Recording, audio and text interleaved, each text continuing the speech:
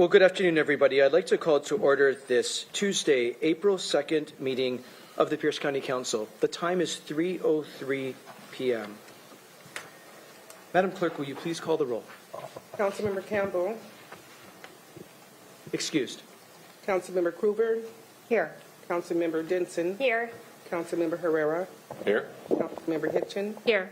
Councilmember Morrell. Here. And Councilmember Mello. Here. Here, you have 6 members present, Mr. Chair. We have 6 members present and a quorum.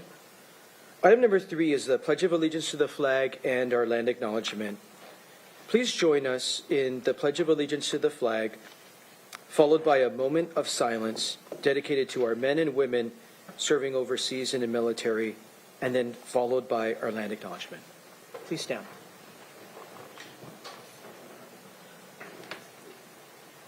I pledge allegiance to the flag of the United States of America and to the republic for which it stands, one nation, under God, indivisible, with liberty and justice for all.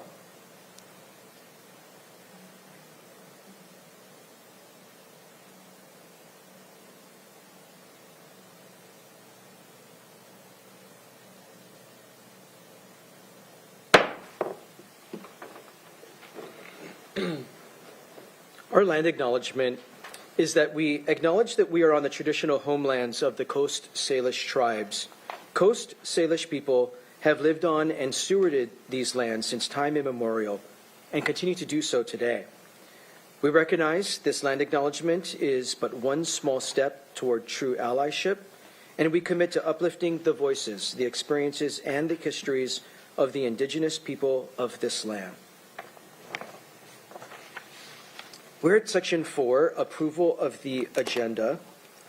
Is there any objection to approving today's agenda? I'm not seeing any. The agenda will stand approved. On today's council agenda, there will be multiple opportunities for public comment. On the consent agenda, you may comment on any final action item. This does not include items simply placed on the consent agenda for introduction and scheduling. On today's consent agenda, there are 2 grants for approval which are subject to public comment. During sections 8 and 9 of the agenda, we will take public comment on each ordinance and resolution individually as they are up for consideration. And finally, under community forum, there will be an opportunity to address the council on any topic that is not on today's agenda.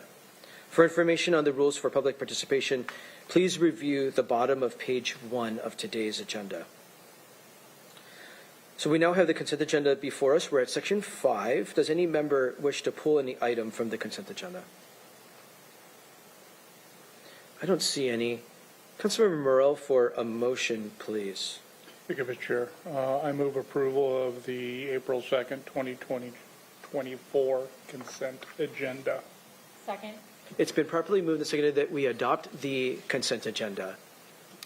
We'll open this up for a public hearing on the final action items on the consent agenda, which again include 2 grant authorizations. We'll start here in chambers. Any member of the public wish to provide comment on these final action items on the consent agenda? I'll ask you to come to the podium and state your name for the record. Not seeing anybody rush to the podium. Mr. Weinsbury, anybody in our Zoom room to comment on our consent agenda? Yes, sir. For any members of the public who wish to provide comment on any final action items, press the raise hand icon in Zoom or star 9 on your telephone keypad. And there's no hands at this time, Chair. Seeing no hands, we'll close the public hearing, bring it back to the council. Madam Clerk, will you please call the roll on the consent agenda? Councilmember Kruger. Aye. Councilmember Denson. Aye. Councilmember Herrera. Aye. Councilmember Hitchin. Aye. Councilmember Morrell. Aye. Councilmember Campbell still excused. Yes. Thank you. Councilmember Mello. Aye. The result of the roll call vote is 6 ayes and 0 nays. On a vote of 6 ayes and 0 nays, the consent agenda is adopted. That brings us to item 6, messages from the executive, judges, or prosecuting attorney. There are none today. So we are at section 7, proclamations, recognitions, and awards. Our first proclamation today proclaims the week of April the 1st through the 7th, 2024 as a National Public Health Week here in Pierce County, Washington. I'd like to invite our brand new director of the Tacoma Pierce County Health Department, Chantel Harmon Reed to the podium. Welcome, Director Harmon Reed. We're so excited you're here. And I'm going to invite Councilmember Hitchin, the Vice Chair of our Public Health Department, to read our proclamation into the record. Councilmember Hitchin. Thank you, Chair. Whereas since 1995, the American Public Health Association has served as the organizer of National Public Health Week, and every year the association develops a national campaign to educate the public, policymakers, and practitioners about issues related to each year's theme. And whereas the theme for National Public Health Week in 2024 is protecting, connecting, and thriving, we are all public health, which brings attention to the ways public health serves our communities, from protecting our access to clean air and water, supporting access to nutritious and safe foods, to supporting access to essential health services. And whereas when communities have their needs met, they flourish. And those needs include everything from safe and healthy schools in our communities to access the tools to connect us, even when we're miles apart. As we celebrate this year's National Public Health Week, the Pierce County Council wants to raise awareness about all the ways people throughout Pierce County can make their communities healthier, safer, and stronger by supporting and staying engaged with one another. And whereas during National Public Health Week, we honor public health professionals and volunteers who tirelessly work to protect and improve the health of all people and places in Pierce County. And whereas in Pierce County, we have the stalwart professionals of the Tacoma Pierce County Health Department that work tirelessly every day to promote public health throughout our communities by providing education, resources, and testing to treat community-based issues such as sexually transmitted diseases, drug and alcohol dependency, chronic disease prevention, and food sanitation. And whereas these public health professionals help our community prepare, and withstand and recover from a range of health threats, including disease outbreaks, natural and unnatural disasters such as wildfire, flooding, severe storms, and other public health emergencies. And whereas our public health professionals collaborate with partners outside the health sector, including city and county planners, transportation officials, education officials, and private sector businesses, recognizing that other sectors can influence health outcomes. And whereas a person's health outcomes can differ drastically by zip code because of social, economic, and environmental health factors, access to food, education, health care, parks and recreation, and transportation. And whereas over the past 25 years, we have seen many successes in public health in our communities across the United States, with people changing the way they care for their health by avoiding tobacco use, eating healthier, increasing physical activity, and preventing unintentional injuries at home and in the workplace. Now, therefore, be it proclaimed that on the second day of April 2024 by the Pierce County Council, the April 1 through the 7th, 2024, is hereby designated as National Public Health Week in Pierce County, Washington, and we encourage all community members to connect and engage with their neighbors, communities, and policymakers in recognition that it is only together that we can protect ourselves, our environment, and promote inclusion to help all thrive. Together, we are all public health. Let's Thank give them you. a round of applause.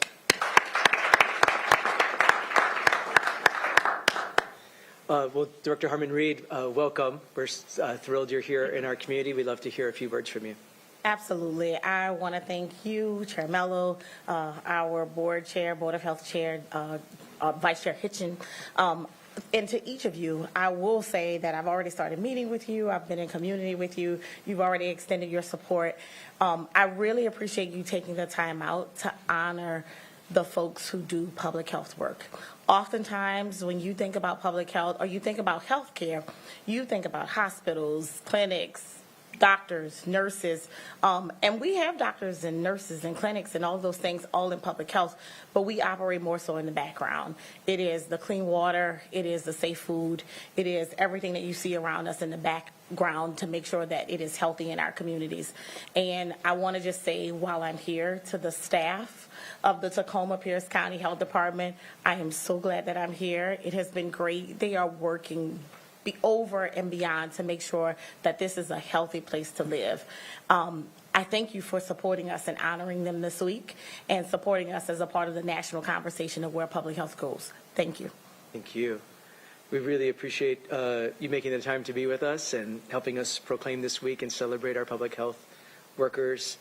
I'd love to hear remarks from council members before we invite you up here to take a photo with us. We'll begin with Councilmember Herrera. Thank you, Chair, and thank you for being here. America did figure it out a long time ago that public health was real important, probably after World War I, when the Spanish flu, whatever you want to call it, swept through. And then from the needle from that time, how we live, how we look at public health to now has really changed a lot. Life expectancies are really high here in the United States compared to there's other countries in this world that public health is not the number one thing. So it was people long ago who figured it out, who are doing the things you're doing, is getting the outreach. Half of it is education, washing your hands, doing those little things that prevent disease and the quality of life, and just being educated. And there's always new people coming in this world who need to get continually educated on the things, and then new pandemics and other things that come on. So public health is something that's very important. That's what kind of an America that is healthy is a productive country. And if you don't have the health, and we hear this from our elders a lot, is I wish I had my health, I'd be doing more A, B, or C. And that's the basis of being successful. So thank you. Thank you, Chair. Thank you. I'm going to call on Vice Chair Campbell, who for the record is with us and participating remotely. Vice Chair Campbell. Thank you, Chair. And thank you to all of our public health workers and to Board of Health Vice Chair Hitchen for bringing this proposal or this proclamation forward. Pandemic was different for everyone. For some people, it meant that they worked they worked half-time. They went in part-time. They were remote, and their life, they got more time at home. For people in public health, it meant double time. It meant that they were working twice as hard. And we didn't know everything that we had before us in the pandemic, but I want to acknowledge that, particularly here in Pierce County, many people were saying the task that before us was impossible, and we shouldn't even try. And what we found was that many times there were people getting in the way of our health department doing the impossible, telling them that they couldn't do what they were doing. And so they just hats off to them for doing a tremendous job during the pandemic. And since then, really working all throughout to make life easier here in Pierce County at so many levels, whether it be through food, through various immunization programs, and all the just different work that public health touches. High level of gratitude from myself and others. Thank you. Thank you. Councilmember Hitchen. Thank you, Director Marine. Thank you so much for being here and welcome. We continue to kind of work together and think about the future of the health department and where we're going. I've had more time with your staff than you have, and I just want to make sure that people are aware of how phenomenal the department staff are. They have created teams of people that can engage in our community to address concerns when they show up. I live in one of the communities of focus, and they are present, and neighbors know them. I've worked with people working on water issues, and the water providers are aware of who in the health department to talk to. I've spoken with people that are trying to work on planning a project, and they know who to call. It's a hard job, and they wear a lot of different hats, from communicable diseases to data and mental health. We were talking about mental health during Health and Human Services this morning, the opioid crisis, a lot of hats. And the dedication and the willingness to learn, the willingness to ask really hard questions and call things out that the health department will do and lead in this community and state and even country in many cases is phenomenal, and we benefit as a community because they are willing to do that work. So just want to acknowledge that the team that you are now leading, the department, is an amazing group, and they need more than a week, but we're going to make sure we shout out during this week as loud as we can. So thank you. Thank you. They are amazing. Thank you. Councilmember Coover. Thank you, Chair. I too wanted to say how much I appreciate you being here. I will say I have heard very good things about you and your leadership there, and I'm looking forward to seeing the different things that you'll be accomplishing, because there's a purpose-driven mission going on there, and you're in a broad net. And you seem to have the knack on how to bring that in and get focused on the things that you need to do. And I just want to say that you're dealing with so many different customs and cultures and ideas and personalities and thoughts, and it's not an easy job. And the staff has done a phenomenal job in many of the things that they do. So it's just, you're appreciated, your staff is appreciated, and I want to thank you for that. Thank you. Thank you. Thank you, Chair. Thank you. Director Harmon Reed, in closing, I'm so pleased that we're pausing to recognize our public health professionals. It's, it did take a pandemic for us to, you often say that your staff are in the background, in the shadows, just doing the work, making sure that folks, when they go out to eat, they don't get sick when they go home. And all the things, right, that the silent public health professionals just do every day to keep us healthy. And when it works well, usually, as you've indicated several times, you're in the background, just making sure the world can work and we can all stay safe and run our lives. Well, with the pandemic, there was a spotlight on your team here. We relied on them, public health professionals across the country, across the world. And they truly saved lives. Public health saved tens of thousands of lives because of their countless hours and their smart work and data-driven approach, and saying things that sometimes people didn't want to hear, and fighting disinformation and misinformation. Getting out of the pandemic, where there's less of a direct spotlight on your team, you're back to that daily role of making sure that people can run their life and be healthy. But it's no less important. It's even more important, right? And I just continue to appreciate that under your leadership and this health department, you continue to be a forward-thinking health department. And the many ways you look at public health, that food security is public health, our built environment, how folks can move around and run their life and get more exercise just by running their life. Are they more sedentary, or are they more physically active because of the kind of community they have the opportunity to live in? Tobacco use and racism and income and pollution, and how all these things directly contribute to public health and the interaction you have. So grateful for also the leadership that you provide, and this health department really leans on lived experience. Councilmember Hitchen alluded to this earlier, that you really take your role as a convener and the ability to really bring people's lived experience to really inform the work that you're doing for this community is really, really important. And we're grateful that you continue to really encourage lived experience to be a strong voice in the work. Well, congratulations again. We hope you extend our appreciation and our gratitude to all the professional public health workers, and we invite you to come up here and accept this proclamation on behalf of the department. Thank you.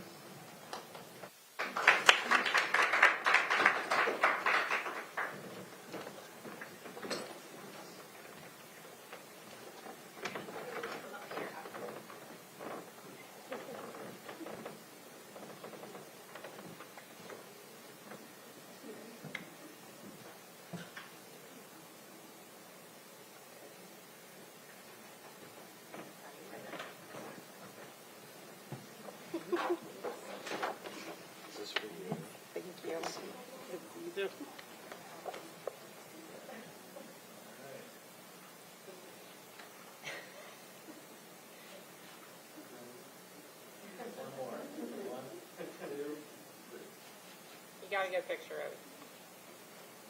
Marty. Lean in, Marty. Thank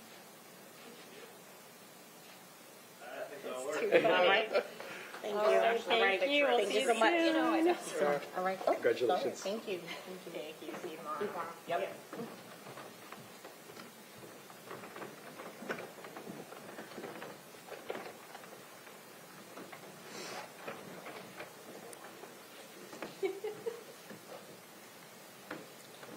Well, next, the council is excited to proclaim the week of April 1st through the 7th, 2024, as Food Waste Prevention Week here in Pierce County. And I'd like to invite our recipients to the podium. And they include Stacy Krinich, our Chief Executive Officer of Good Roots Northwest, and Dana Coggin, the Executive Director of the Pierce Conservation District. And I believe she's joined by many members of the Harvest Pierce County team if they're willing to come up as well. Very active in different strategies around food waste. Councilmember Denson will be reading this into the record. Councilmember Denson. Thank you, Chair. A proclamation of the Pierce County Council proclaiming April 1st through 7th as Food Waste Prevention Week in Pierce County, Washington. I hope you all are wearing comfortable shoes because this is really long. I see that Stacy is not. Respect for you. Okay. Whereas in the United States, approximately 40% of all food grown and produced is never eaten. Safe and nutritious food that is currently thrown away could help feed hungry people. And whereas 1 in 5 people lack consistent access to nutritious food, while up to 3 million tons of wasted food goes to landfills annually. In Pierce County, 1 in 6 children are food insecure and more than 94,000 people are food insecure. Yet 40,000 tons of edible food are thrown away in our homes. And whereas Harvest Pierce County, a program of the Pierce Conservation District, has led the Pierce County Gleaning Project since 2013, that works to engage community members to harvest food from local farms and orchards, including backyard fruit trees. This reduces local produce waste and provides more fresh food to those in need. And whereas Food is Free Tacoma participates in implementing the Pierce County Gleaning Project, and also leads several other projects to help stop hunger in Pierce County, including food independence gardens, urban farms, and weekly pop-up food giveaways that distribute fresh fruit and vegetables to those in need. And whereas Good Roots Northwest uses innovative food rescue strategies to address access barriers to food and advocate for racial and food justice by installing food lockers at Bonnie Lake High School and partnering with Pierce County Skills Center to turn bulk food surplus into portioned frozen meals, and promotes health and wellness through programs like The Market, Good Roots Food Lockers, Healthy Youth Power Pack food bags, and food... Too many words. You do a lot. Farm to fork supply chains. And whereas Nourish Pierce County, through food rescue donations and support from community partners, in 2023 served 59,000 guests through 383,000 visits, providing enough food to make over 3.4 million meals for residents in need in Pierce County. Additionally, Nourish Pierce County works with local pig farmers to divert food no longer good for human consumption to be used as animal feed. I loved that part. That was cool. Whereas wasting food is expensive. Every year, Americans lose more than $218 billion on wasted food, and everyone can benefit from better utilizing food resources. And whereas a family of 4 can save an average of $1,500 on uneaten food annually, the average household in Pierce County throws away 3 pounds of edible food each week. And whereas food in landfills decomposes slowly, releasing methane gas, which contributes to climate change, reducing food waste is a very important personal action to reduce greenhouse gas emissions while safeguarding critical natural resources. Pierce County's Sustainability 2030 plan targets reducing food waste as a key action to reduce the county's emissions. And whereas we can minimize food waste by planning our meals ahead of time, using a list to purchase groceries, and utilizing resources found at piercecountywa.gov/food waste. Now, therefore, be it proclaimed on the second day of April 2024 by the Pierce County Council that April 1st through 7th, 2024 is Food Waste Prevention Week in Pierce County, Washington. And the council encourages all residents to commit to reducing food waste. Let's give them a round of applause.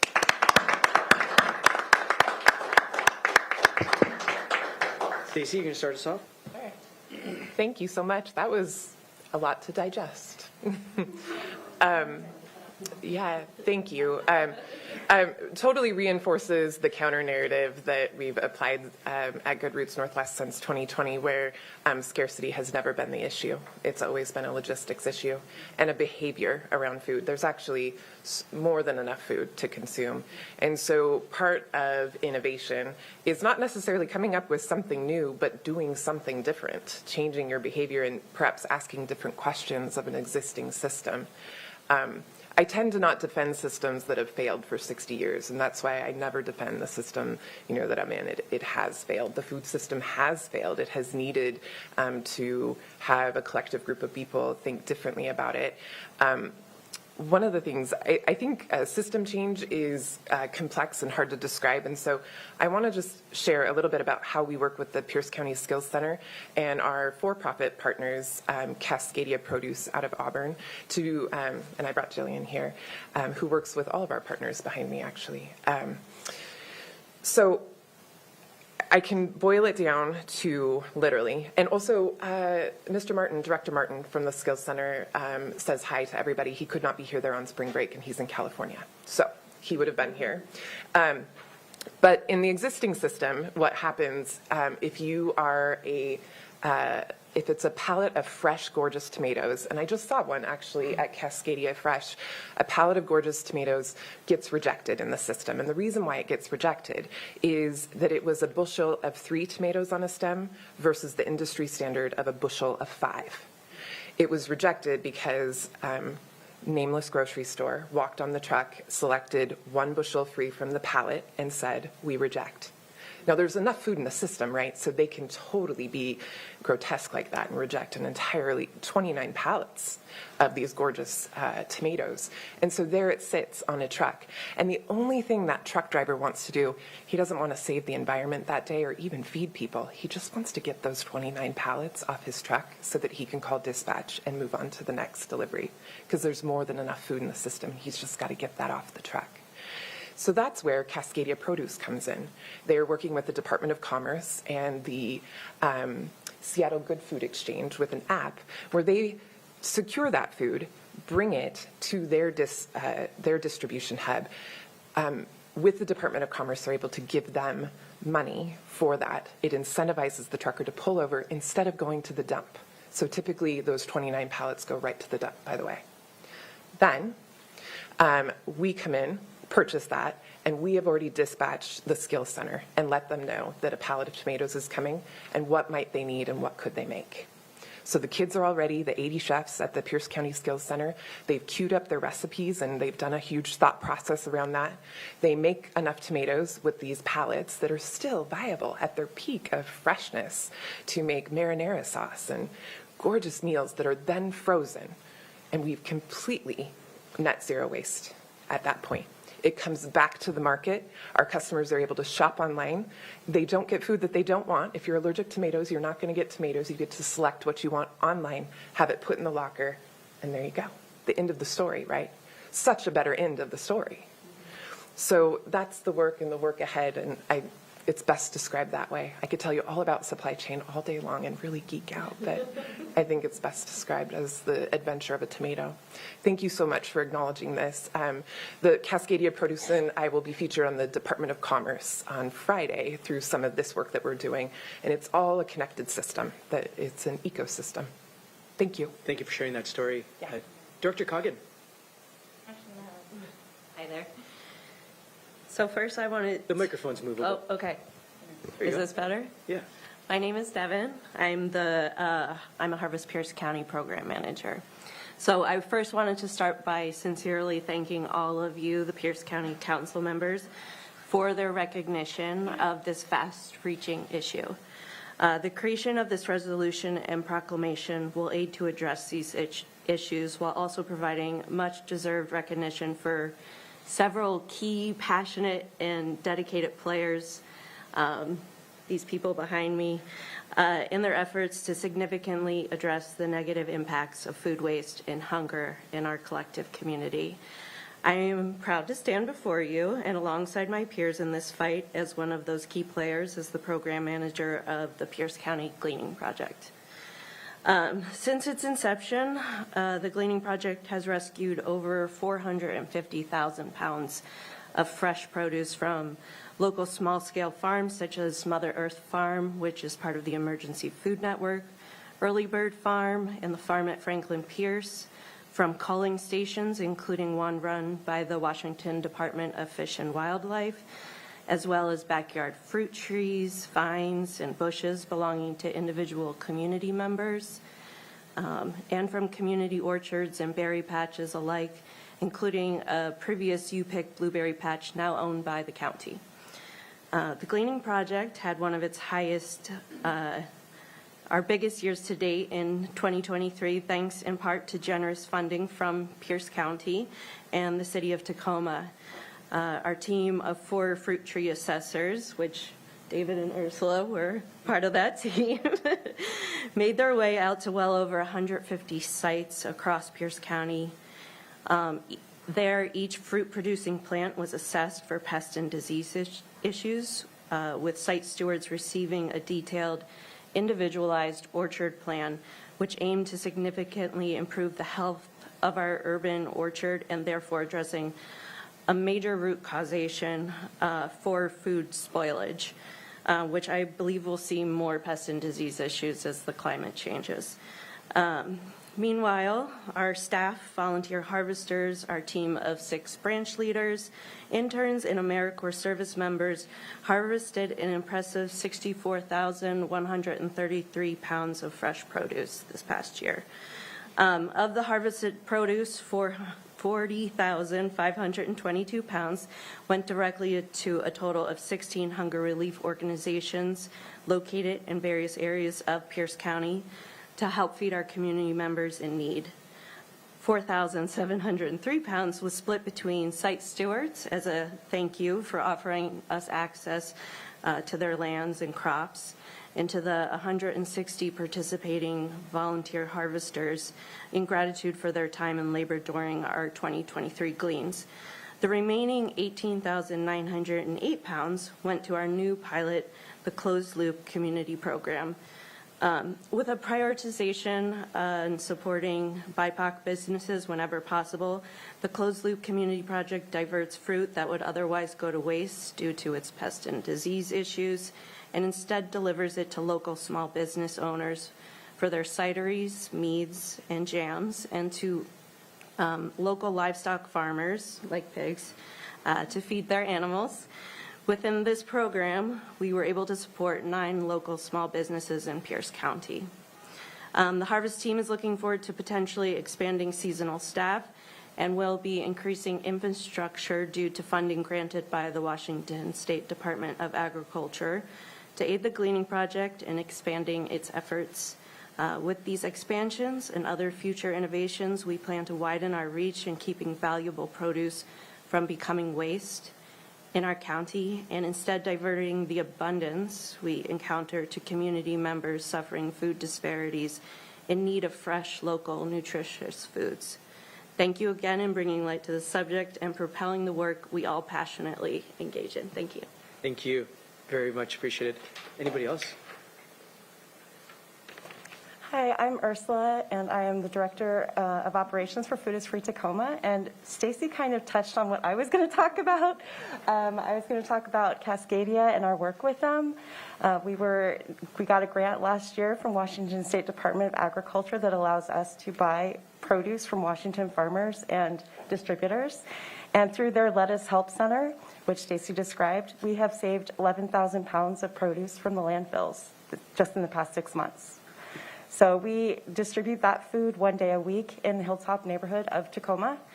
And we also, we work to, sorry, I'm losing my notes. Another way that we are working to alleviate food waste in Pierce County is through our Food Independence Garden Share Days. Our FIG Share Days provide weekly opportunities for community members to access fresh produce at local parks in areas of Tacoma with low food equity. Our Fig Share Days are also a way for gardeners to donate extra produce from their own gardens. Their surplus produce won't go to waste, and folks living in neighborhoods where healthy food can be hard to come by will get to enjoy fresh, locally grown food. So like I mentioned, our Tuesday giveaways are once a week, and our Fig Share Days will be starting this May 1st, and we will be every Wednesday at Star Center from 6 to 7 p.m., and at Wapato Hills Park every Sunday from 12 to 2 p.m. And if you're a gardener and you have extra produce that you would like to donate, you can do that through the free Fresh Food Connect app. And thank you. Can you say the name of the app again? Sure, Fresh Food Connect. Fresh Food Connect. Yes. It's an app that someone can search Yes. for on their app store. Yes. Thank you. Thank you. Anyone else? Never pass up the time to talk. Good afternoon, council members. Thank you so much for this proclamation. As you've already heard today, we know that food and access to food is in itself an industry. That's not a bad word, right? Industry often gets a bad rap, but we know that it is a process and a procedure to get food where it needs to go. We are lucky enough in our community and in our region to have enough food. But we are challenged with the industry side of it. How do we get food from point A to point B, or from the farm to our tables? I think it's really important to do proclamations like this because it's important for us to recognize that it's not just a proclamation that's made once, but it is a process that is done daily, and it is a process that we need your continued support on. We appreciate the opportunity to be here. The Conservation District is at the forefront of helping manage and connect many of these food spaces, and we have the opportunity to continue to expand. With this idea of making sure that people get the right food, we want to plant the seeds for our future. As you already heard, we're making opportunities for folks to take things that maybe those pounds and pounds and pounds and pallets of tomatoes that would have just gone to the trash. We're actually making them into food. And I encourage you each to go and buy some of this food. And I encourage you to be a part of this solution. And also to get involved locally as best you can. One of the things that maybe we glazed over just a little bit is that the Gleaning Project is something that you too can do. You can actually volunteer and get your hands dirty and go pick some apples or some pears or anything else that we have literally just down the street. And I'll add a little incentive. You may have heard it in there that there's cider involved. So one of the really unique things that our team did this year is that they connected with cideries. So it's locally sourced apples that are going into locally sourced cider. And I invite you all, as soon as we get to tap that cider, to join us at the Conservation District. I think we'll get our alcohol permit, I'm pretty sure. Just to be clear, we'll have the permits. But we invite you to come and sip and savor the sweet success with us. So thank you for all of your hard work. Thank you. I think I see a new Puyallup-Sumner Chamber of Commerce event in the making there. Thank you all for sharing with us. Let me open it up for remarks by council members before we invite you up here for a photo to document the moment. Councilmember Herrera. Thank you, Chair. I just remember my first food waste prevention officer, and that was my parents at the dinner table. And I also remember in elementary school, Miss Hagelin, who used to stand right by the garbage cans. I don't know if they do that anymore, but that you could not throw your food away. I mean, that was just a thing. And I would say it's probably a generational thing because, you know, my parents grew up during the Depression. One half of my family came from another country from a revolution that was devastating, and they knew hunger. And that generation, that older generation, like my neighbor down the road, Mr. K, who's 97 years old, a World War II veteran, who grew up in the valley here during the Depression and knew the hardships of food insecurity for everybody at that time. And he still has that spirit of giving. And even at his wonderful age of 97, he has a victory garden in the Puyallup Valley. And, you know, like any farmer, they overplant. But the common thing is to take what is needed for your family and then give away the rest to the community. And Mr. K and me have been working together with that Victory Garden for over 6 years, and it's a wonderful thing. It's something that they always done. Even probably ancient history, you know, Native Americans and just other tribes and stuff like that, you always harvested more and you gave it to the people that needed it, to your left and to your right. So, you know, I just think it was a great thing to showcase this out here.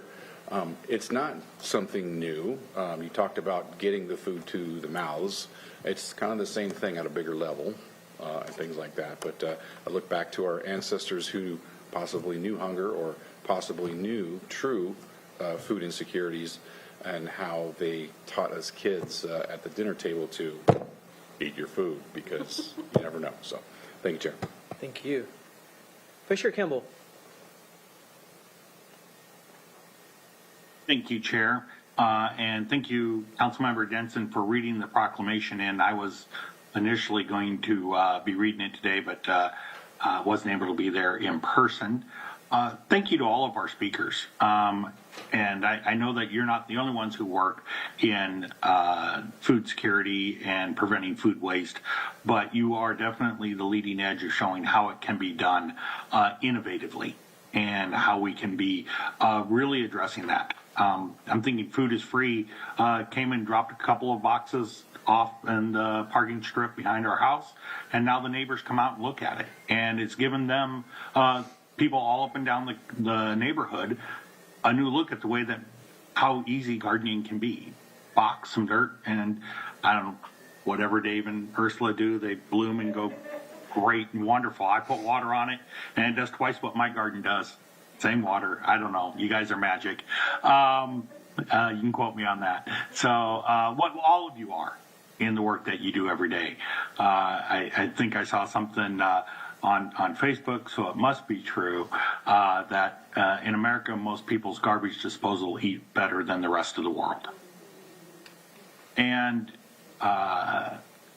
that's just something that you think about if you just kind of just sit and think about just the food waste that just goes right into a garbage disposal in many American homes, and how with a little bit of forethought, a little bit of planning, a little bit of a garden, and a little bit of sharing, we can make a huge difference together. Thank you all for your help and assistance. Thank you, Vice Chair Campbell. Well, thank you for the work that you do and allowing us to lift up the important work happening in so many different ways. You know, I suspect I'm a lot like my colleagues, and we love our jobs for many reasons. We get to work on some really impactful things together, but we also get to learn every day. And days like this where we get to learn about such really cool things happening in the community, some really great solutions, that's the really fun part of the work that we get to do. And then we get to lift it up for the rest of the community to help celebrate and recognize. It's really a joy and an honor to be able to celebrate and lift up the work. You know, we have folks bringing new innovation and new energy into this space, like Stacy and the amazing work happening at Good Roots Northwest. And we have some folks who have been doing this work under the radar, changing systems for a long time. Folks like David at Food is Free Tacoma, and also someone who didn't speak today, but who I'm a huge fan of, and I've learned a lot about this work, and that's Dr. Kristen McIver. Dr. McIver, I used to work with her at the Conservation District when I led the Conservation District, and she's been the longtime program director of Harvest Pierce County. She has just this brain of innovation that is like no other. She and is always bringing new partners into the work. It's incredible how her brain thinks, how she knits together systems, and brings people and invites people into the work, and what she's created over time. Exponentially expanding the number of people who are involved in food systems work. You've made a tremendous impact and have been doing it for a very long time, and we're very grateful for your leadership and your innovation. We would love to invite you up to come and accept this proclamation.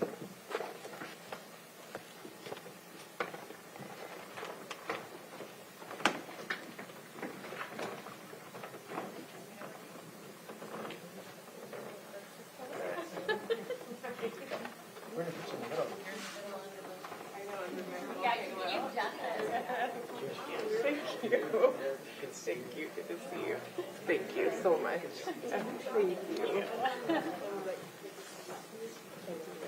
Thank you. Thanks.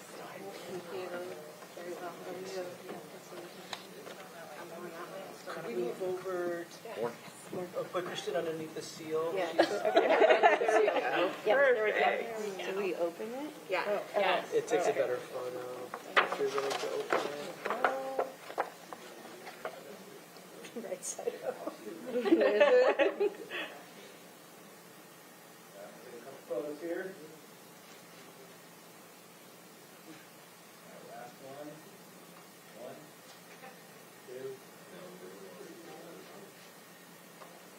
Awesome. Thanks, everybody. Thank you. Thanks for all the good ideas. Thank you so much. Thank you for nice to see you. Thank you so much. Appreciate it. Do we want us to go that way? Either way.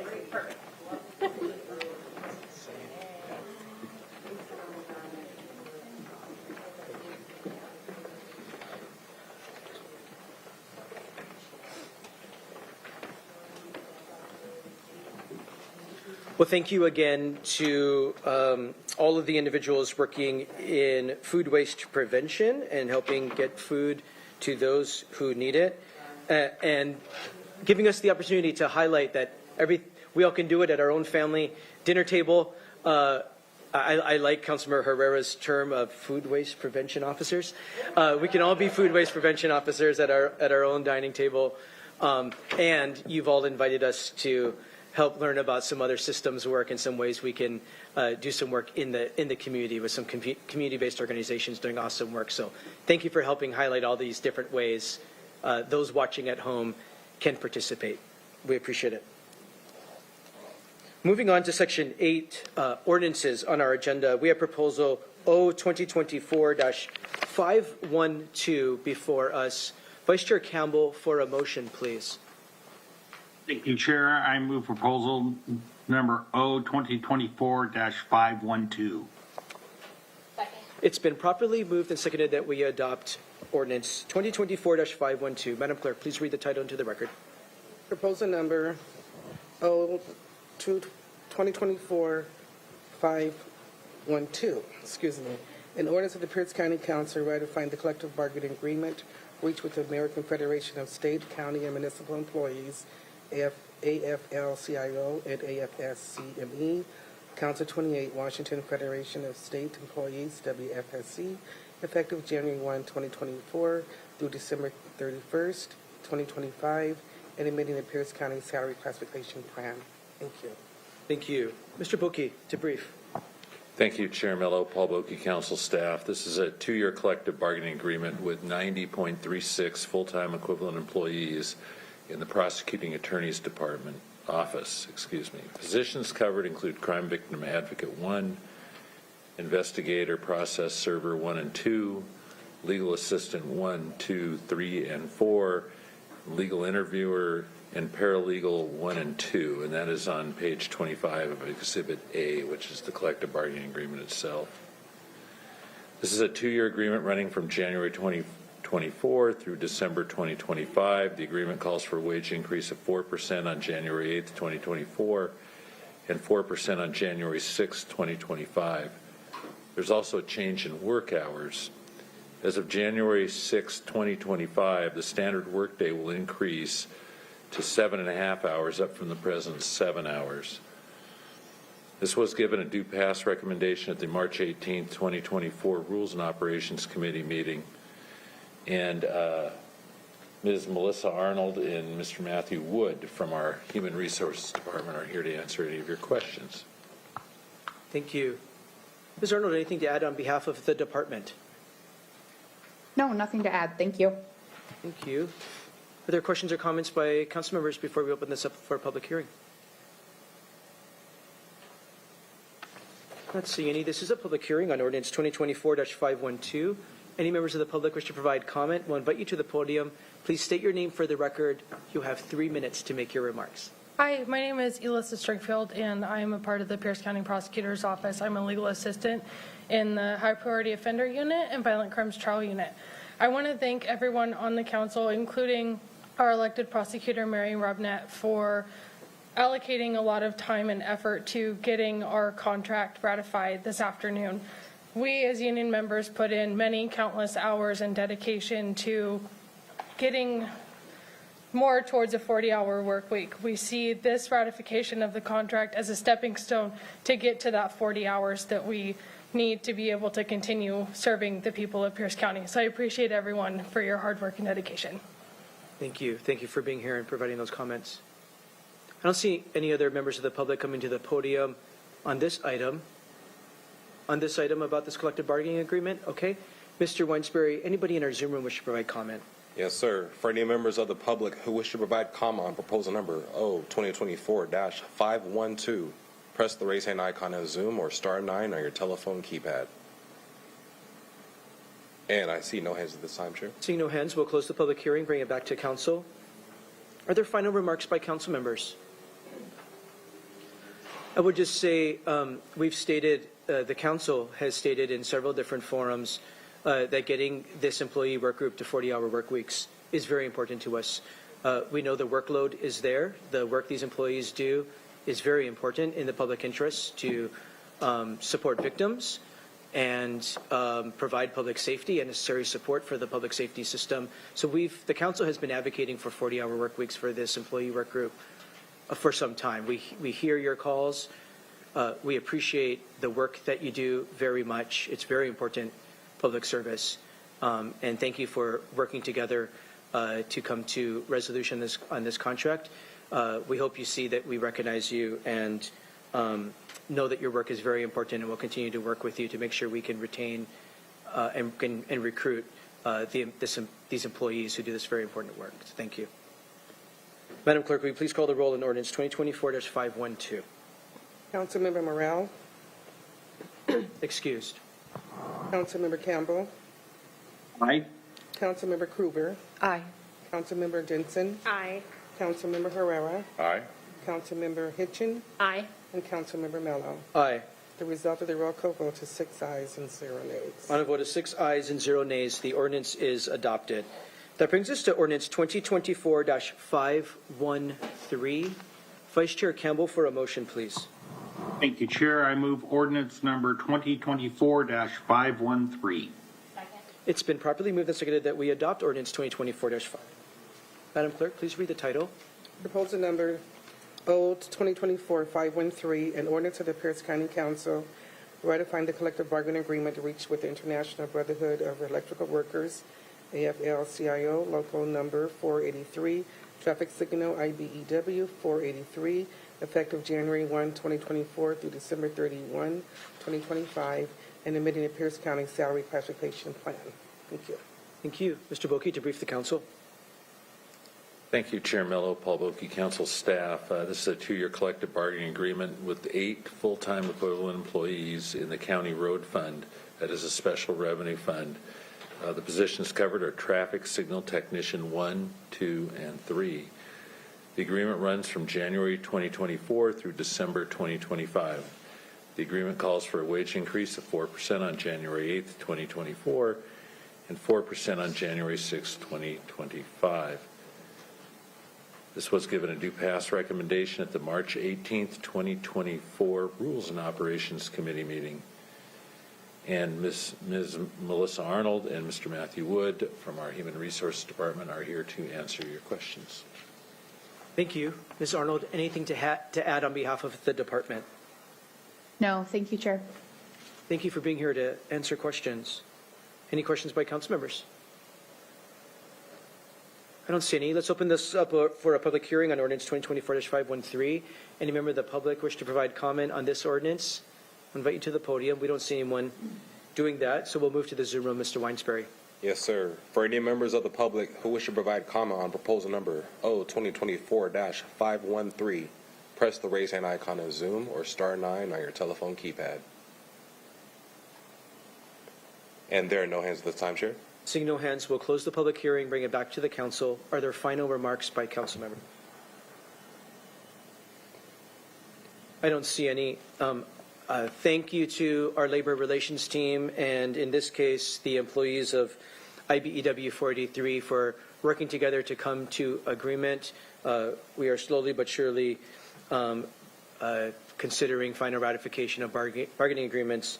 And this is a lot of hard work to work with our employees to come to a conclusion, and we're grateful for the work. Madam Clerk, will you please call the roll on ordinance 2024-513? Councilmember Campbell.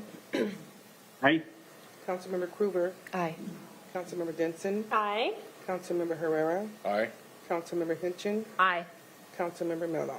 Aye. The result of the roll call vote is 6 ayes and 0 nays. On a vote of 6 ayes and 0 nays, the ordinance is adopted. We're at section 9. We have resolution 2024-139 before us. Councilmember Denson, for a motion, please. Thank you, Chair. I move proposal number R 2024-139. Second. It's been properly moved and seconded that we adopt resolution 2024-139. Madam Clerk, please read the title. Proposal number R 2024-139, a resolution of Pierce County Council authorizing the submittal of the Swan Creek Channel Restoration Project to the Salmon Recovery Funding Board / Puget Sound Acquisition and Restoration Program for funding assistance to the Recreation and Conservation's Office. Thank you. Thank you. Mr. Taylor. Yes, thank you. Good afternoon. This proposal begins at page 101 of your electronic packet. As the title indicates that the clerk just read, this proposal would authorize the county executive to submit a grant application to the Washington State Recreation and Conservation Office, specifically the Salmon Recovery Funding Board. The purpose of this funding request is to help finance the Swan Creek Channel Restoration and Stream Bank Stabilization project. In addition to authorizing the executive to submit the application, the resolution would also authorize the executive or designee to enter into any required agreements by the RCO to receive the funding. The Swan Creek Channel Restoration and Stream Bank Stabilization Project addresses channel erosion in the stream channel, which has contributed to water quality decline, creation of fish passage barriers, increased risk to culverts, community parks, and trail systems, as well as increased risk to roadways. There's a map in your packet at page 107 that shows the project area. I'll note that the estimated cost of the project is $1,725,000. Funding of $1,500,000 for the project is sought through this grant application. There's a local match proposed of $225,000. The proposal before you did receive a due pass from your Rules and Operations Committee on March the 18th. It's before the council today for final consideration. We'll note that we do have a number of members from the Planning and Public Works Department in the Zoom lobby that can help answer questions, as can I, and I will, that concludes my quick summary of the proposal. Thank you. Thank you, Mr. Taylor. Ms. Angove, anything to add on behalf of the department? No, I don't have anything to add. Thank you. Thank you. Are there questions or comments by council members before we open this up for a public hearing? Councilmember Herrera.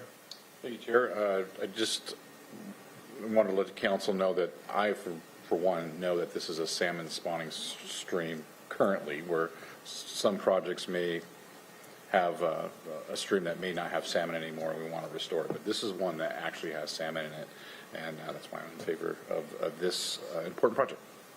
Teacher. Thank you. Not seeing any other hands. This is a public hearing on Resolution 2024-139. Any member of the public wish to provide comment? We'll start here in chambers. Not seeing anybody come to the podium. Mr. Weinsbury. Yes, for any members of the public who wish to provide comment on proposal number R 2024-139, press the raise hand icon on Zoom or star 9 on your telephone keypad. And we have one hand at this time. Please state your name for the record.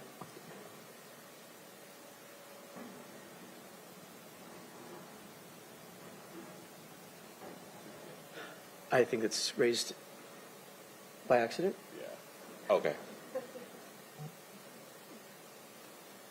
Well, at this time, we have no other hands, Chair. Thank you. Seeing no hands, we'll close the public hearing, bring it back to the council. Are there any final remarks by council members? I'm not seeing any. Thank you to department staff for finding this opportunity to leverage local dollars and hopefully bring home some state dollars for a very important tributary and salmon-bearing stream here in the Puyallup watershed. Madam Clerk, will you please call the roll on Resolution 2024-139? Yes. Councilmember Krueger. Aye. Councilmember Denson. Aye. Councilmember Herrera. Aye. Councilmember Hitchin. Aye. Councilmember Morrell is excused. Councilmember Campbell. Aye. And Councilmember Mello. Aye. The result of the roll call vote is 6 ayes and 0 nays. On a vote of 6 ayes and 0 nays, the resolution is adopted. We're now on Resolution 2024-140. Vice Chair Campbell for a motion, please.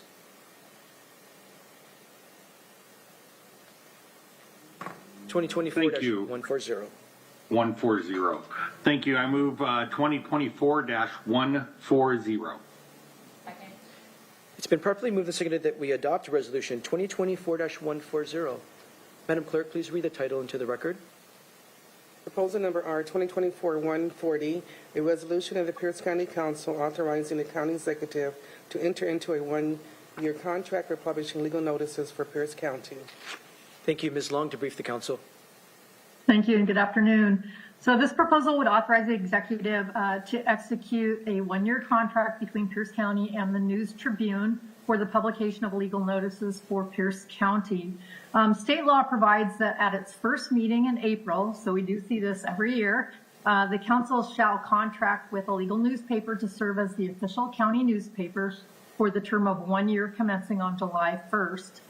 The statute further provides that the contract shall be awarded to the best and lowest responsible bidder, giving consideration to the question of circulation in awarding the contract with a view to giving publication of notice the widest publicity. That said, there is a provision in our county code that allows for purchases where a special market condition exists to be directly negotiated. In this case, the News Tribune is the only qualified legal newspaper in the county which has sufficient circulation and will publish greater than once per week. So direct negotiations proceeded under the authority of our county code. The proposed contract is for a 1 year period, as I mentioned earlier, commencing July 1st, 2024. The contract maximum is $135,000. The News Tribune does publish Monday through Friday and Sundays and guarantees a circulation of 48,000 daily and 99,000 on Sundays. This proposal was heard in the Rules and Operations Committee on March 25th and received a due pass recommendation. And I will note that there are finance staff available online or on Zoom to answer any questions you might have. Thank you. Thank you, Ms. Long. Mr. Opitz, anything to add on behalf of the department? Thank you, Mr. Chair. For the record, Wolf Opitz, Deputy Finance Director. Thank you for your favorable consideration of this. As mentioned by staff, this is an annual ritual that we bring to you in the first meeting in April every year, pursuant to state law. Again, we'd appreciate your favorable disposition of this so we can move forward and enter into this year's contract with the News Tribune for publication of legal notices. Thank you. Thank you. Any questions or comments by council members? I don't see any. We're going to open this up for a public hearing on Resolution 2024-140. Any member of the public will start here in chambers. Wish to provide comment, please come to the podium. Not seeing anybody come to the podium, Mr. Weinsbury. Anybody in our Zoom room? Yes, sir. For any members of the public who wish to provide a comment on proposal number R 2024-140, press the raise hand icon in Zoom or *9 on your telephone keypad. And I see no hands at this time, Chair. Seeing no hands, we'll close the public hearing, bring it back to council. Are there final remarks by council members? Madam Clerk, will you please call the roll on Resolution 2024-140? Councilmember Denson. Aye. Councilmember Herrera. Aye. Councilmember Hitchin. Aye. Councilmember Morel is excused. Councilmember Campbell. Aye. And I hear you, sir. Councilmember Campbell. Aye. Thank you. Councilmember Krueger. Aye. And Councilmember Mello. Aye. The result of the roll call vote is 6 ayes and 0 nays. On a vote of 6 ayes and 0 nays, the resolution is adopted. We're at Resolution 2024-141. Vice Chair Campbell, for a motion, please. Thank you, Chair. I move proposal 2024-141. Second. It's been properly moved and seconded that we adopt Resolution 2024-141. Madam Clerk, please read the title. Proposal number R 2024-141, a resolution of Pierce County Council authorizing the submittal of the Clear Creek Floodplain Reconnection Project to the Puget Sound Acquisition and Restoration Large Capital Grant Program for funding assistance to the Recreation and Conservation Office. Thank you. Thank you, Mr. Taylor. Yes, thank you. Hugh Taylor, council staff. The proposal before you is a resolution that would authorize the county executive to submit a grant application to the Washington State Recreation and Conservation Office, this time through the Puget Sound Acquisition and Restoration PSAR Large Capital Grant Program. The purpose of this grant request is to seek funding to support the Clear Creek Floodplain Reconnection Project. Resolution also authorizes executive or designee to enter into any required agreements by the RCO to receive the requested funding. As a reminder, the Clear Creek Floodplain Reconnection Project addresses significant flood risk within the Puyallup watershed, specifically the Clear Creek area. This project includes the construction of a 100-plus acre integrated restoration project that addresses flood risk reduction, improved agricultural drainage, and salmon habitat restoration. This project's associated with the Floodplains for the Future effort, which seeks to reduce flood hazards to communities by restoring natural functions of rivers and their associated floodplains. The request before you is rather large. It's a $17 million request over a multi-year period from 2025 through the year 2029. This project is included, of course, in your surface water improvement program that was adopted by Ordinance 2023-60S, one of the premier projects within that program. There is a map in your packet at page 125 that shows the project location. I'll note that this project or this proposal was received and reviewed by your Rules and Operations Committee at its March 25th meeting. That committee did forward the proposal to the council with a due pass recommendation. It is before the council today for final consideration. And like the prior request, we do have a number of members from the Planning and Public Works Department in the Zoom lobby that can help answer questions. Thank you. Thank you. I do see a number of the team members who have been working on this for some time. I see Mr. Helmut Schmidt, Ms. Angove. Thank you for your work and being available. Do you have anything to add on behalf of the department? Thank you, Chair. This is Angela Angove. I'm a Floodplain and Watershed Services Section Manager in Planning and Public Works and Surface Water Management.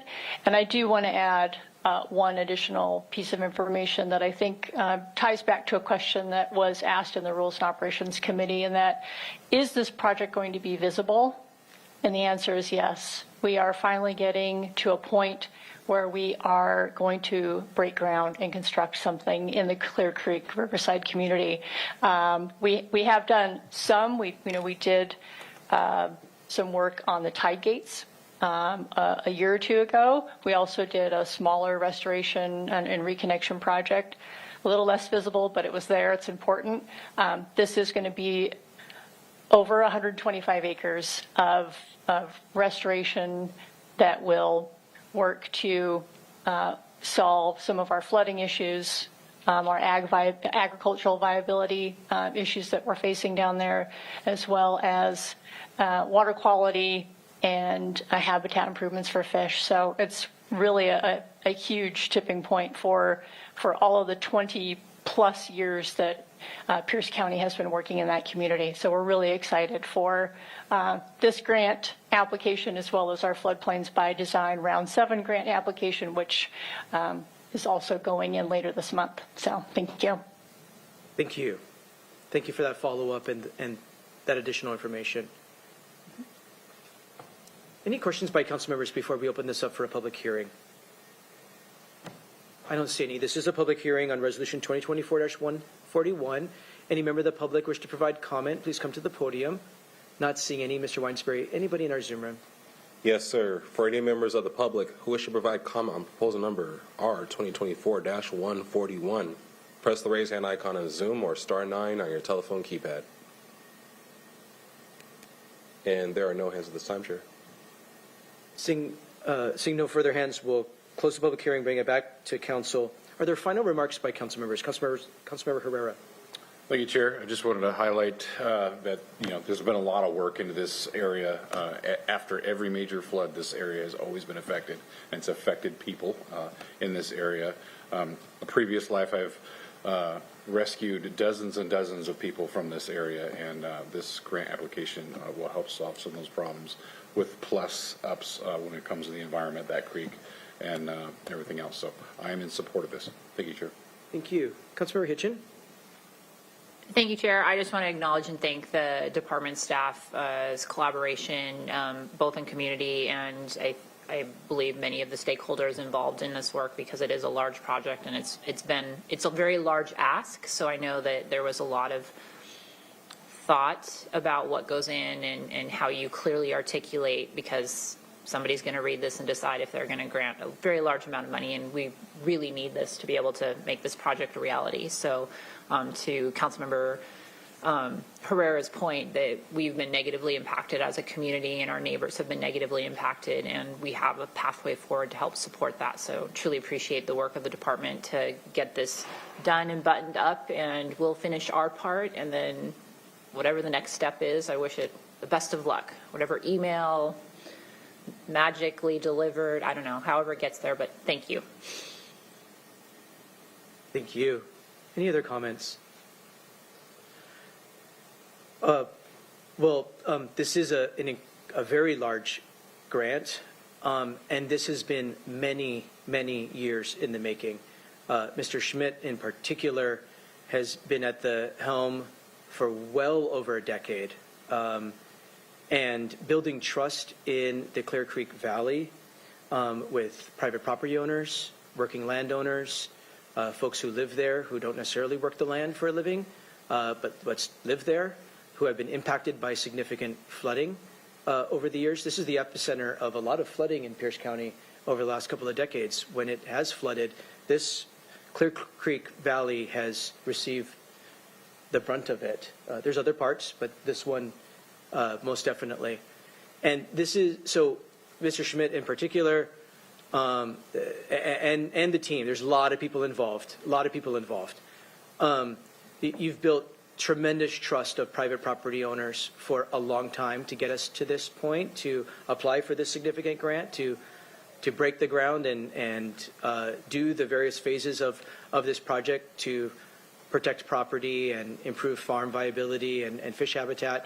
And the last thing I just wanted to emphasize with this project, you are helping us continue to really implement our vision of a truly multi-benefit project. So not just about protecting property from flooding, it's truly multi-benefit. It will truly lift up working farms, make them more viable, and protect that working land from conversion.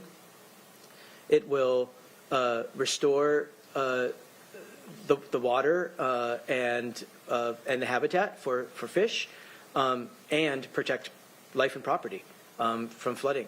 So it's truly what we mean a multi-benefit project, and we'll realize all of those benefits in this one significant project and getting to We've done other steps before, but this is a really big leap as the department has helped illustrate. So thank you for the trust building, the years of work to get us to this point, and hopefully successful in continuing to leverage more state dollars. Great work and good luck to all of us. Madam Clerk, will you please call the roll on Resolution 2024-141? Yes, sir. Councilmember Herrera? Aye. Councilmember Hitchin? Aye. Councilmember Morel? Excused. Councilmember Campbell? Councilmember Krueger? Aye. Councilmember Denson? Aye. And Councilmember Mello. Aye. The result of the roll call vote is 6 ayes and 0 nays. On a vote of 6 ayes and 0 nays, the resolution is adopted. We're at our final resolution, Resolution 2024-142. Vice Chair Campbell, for a motion, please. Thank you, Chair. I move proposal number 2024-142. It's been properly moved and seconded that we adopt Resolution 2024-142. Madam Clerk, please read the title. Thank you.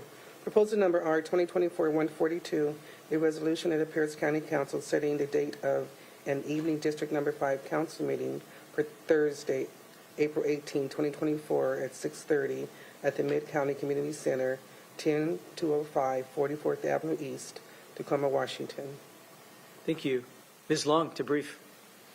Thank you. So the Pierce County Charter provides that the council shall conduct at least one evening meeting in each of the 7 council districts each year. And the county code provides that the specific time, place, and dates of these evening district meetings shall be set by resolution.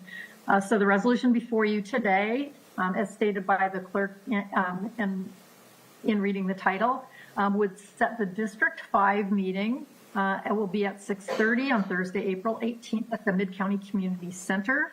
And I'll note that this meeting will be held in addition to the regular 3 p.m. meeting that week, which is on Tuesday, April 16th. So thank you. Thank you. Any questions or comments before we open this up for a public hearing? Vice Chair Campbell. Thank you, Chair, and I just want to welcome, encourage everyone to come out to the District 5 in-District Council meeting. This comes on the heels of a lot of the work that we did last year around senior centers, and this will be at the Mid-County Community Center, which is also the senior center for the area, and we will have various topics relating to helping and supporting seniors all across our county. Thank you, Chair. Thank you. This is a public hearing on Resolution 2024-142. Any members of the public wish to provide comment here in chambers? Not seeing any, we'll move to the Zoom room. Mr. Weinsbury? Yes, sir. For any members of the public who wish to provide comment on proposal number R 2024-142, press the raise hand icon on Zoom or star 9 on your telephone keypad. And I see no hands at this time, Chair. Seeing no hands, we'll close the public hearing, bring it back to the council. Final remarks by council members. Not seeing any, Madam Clerk, please call the roll. Councilmember Hitchin? Aye. Councilmember Campbell? Aye. Councilmember Krueger? Aye. Councilmember Denson? Aye. Councilmember Herrera? Aye. And Councilmember Mello. Aye. The result of the roll call vote is 6 ayes and 0 nays. On a vote of 6 ayes and 0 nays, the resolution is adopted. We're now at Section 10, Community Forum. Community Forum is an opportunity for members of the public to address the council on any topic that is of significance to or affecting Pierce County government and that did not appear on today's agenda. There is a 3-minute time limit. We ask that you state your name if you would like it on the record and that you addressed all comments to the chair. We'll start with those here in council chambers. Please come to the podium. State your name for the record. You have 3 minutes. Hi, my name is Mike Weekly. I live in Auburn, Washington, but I have some property right in the middle of Tahali. This rectangle here is 2 pieces of property. One's 105 acres and one's 5. I just received this in the mail the other day because this is basically called the Ridges, the development. Okay, right? It's in the middle of Tahali. Summit Homes is trying to punch in the Ridges development with 350 homes. And I'm in that block. Well, since we've had this property, which is over 50 years we've been paying taxes, came down to us, we've always been told by the county that our road, which goes through a major wetland that has to be tossed, our access, our easement, our driveway is, nobody could cross it. It was our driveway, and anybody, county planners have said this for decades. You know, nobody can mess with your entrance and your driveway unless you give them permission. So right after the hearings examiner hearing, they came up to me and said, will you sign off your property rights so we could do this? And I said, no, because you're an idiot to sign off your property rights, right? So evidently they've spent the last 6 months stuck in title because the title company's saying you can't do this because you haven't gotten a relinquishment, you know, we haven't relinquished our rights. So this says, it just came in, hey, you've got to give your rights up. It's no longer a battle between me and Tahali and the developer. The county jumped in the middle of it and said, look, you have to relinquish your rights. Now, they've been telling us the opposite of that for about 40 years because, like I said, we've had it since Cascadia. And they've gone a long way to keep us from having any success at all. This is a current map, fairly current map of Tahali. These two were never there in the beginning. There was only one exception zone in the beginning, ours.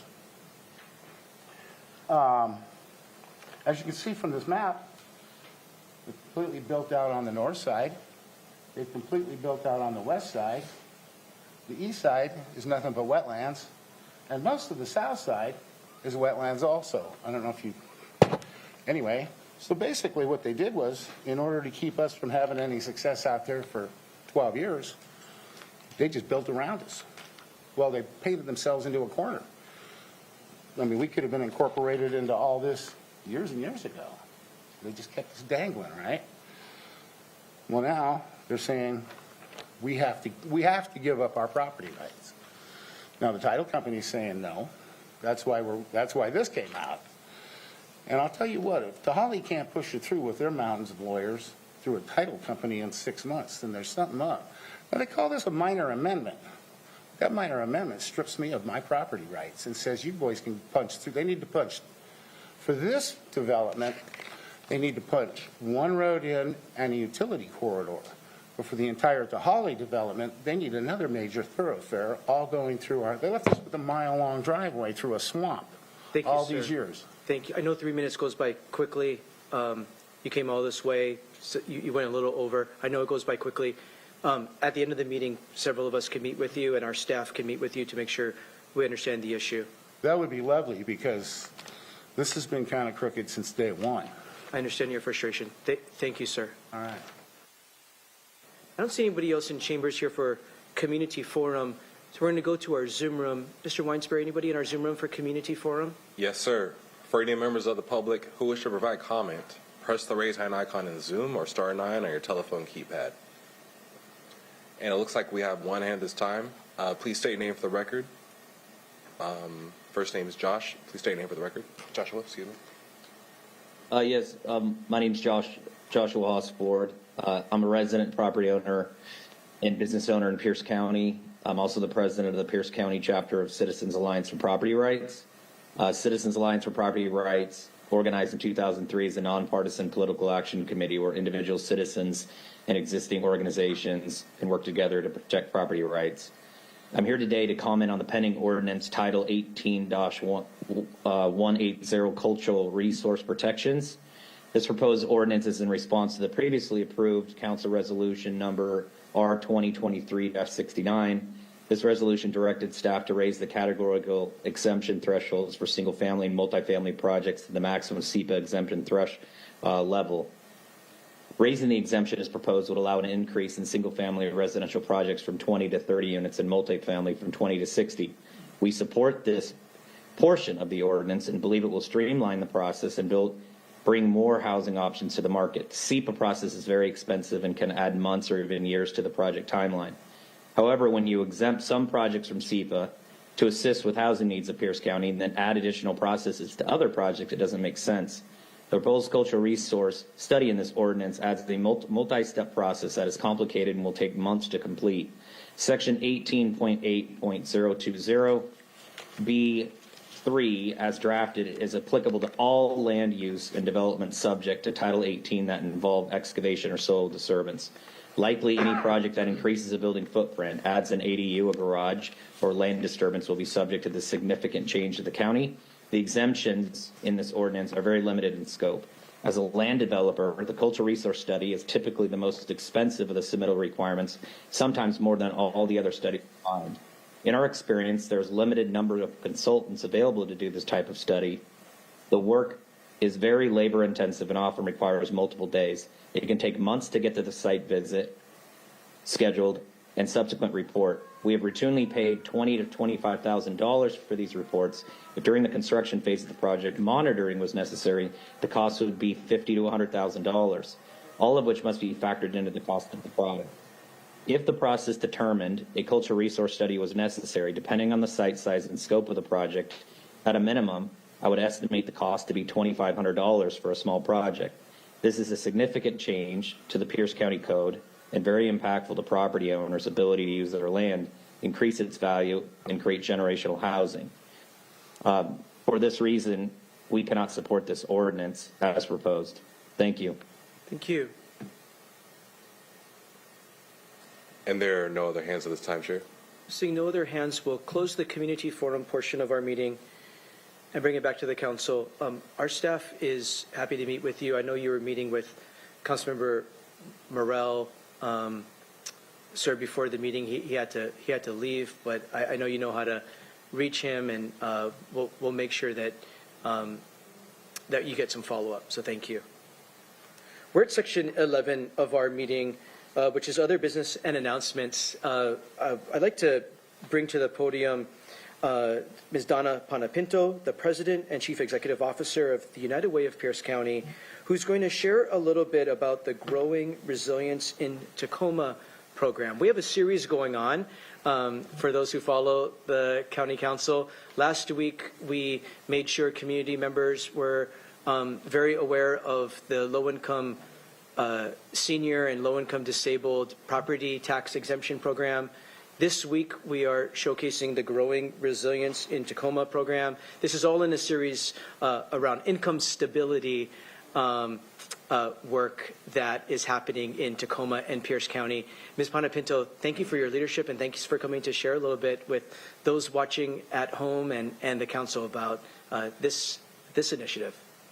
Well, thank you, and thank you for inviting me to be here today. I think I have about 15 minutes, and I provided quite a bit of information to you beforehand, so hopefully you had a chance to glance at it.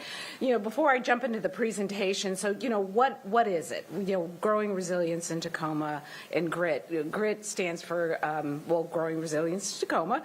It's Guaranteed Income Cash Assistance Initiative. The first demonstration was done in collaboration with the City of Tacoma and Mayors for a Guaranteed Income and United Way. And there were 110 individuals that were randomly selected. This was a controlled research project that was done through the University of Pennsylvania. So we had 110 individuals receiving $500 a month. And that ended in December of, the last payment was in December of 2022. So GRIT 2.0, it was funded through a proviso, dollars from the state of Washington, State Bill 5187. And this was really part of a bigger kind of move towards seeing if we could get something within the statewide guaranteed income. But we received the $1.9 million from that state proviso to be able to implement and extend the guaranteed income program that was going on in Tacoma. The second one, the 2.0, is a partnership with the Washington Department of Social and Health Services, City of Tacoma, and Pierce County. Guaranteed income, where it's different from universal income, guaranteed income is really about serving populations that are disproportionately affected by economic challenges.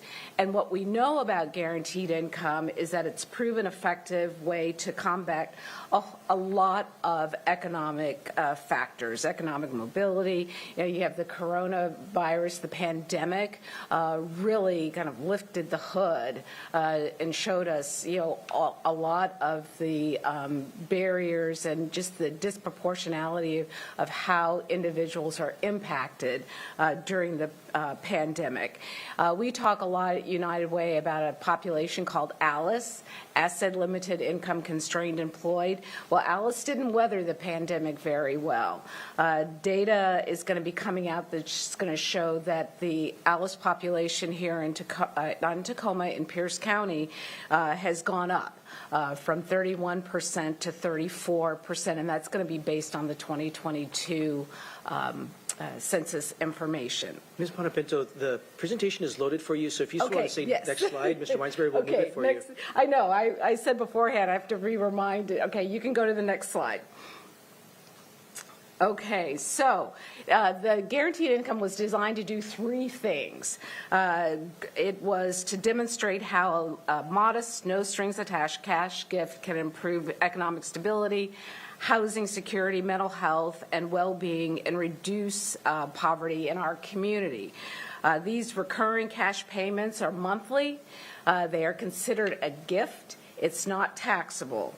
It's also not a new idea. This has been going on in COVID, other demonstrations across the country. In Alaska, it's been going on for decades. Second, supplemental to other safety net supports, it's intended to really help families meet their basic needs and weather financial emergencies. We know that at $6,000 a year, individuals are not quitting their jobs.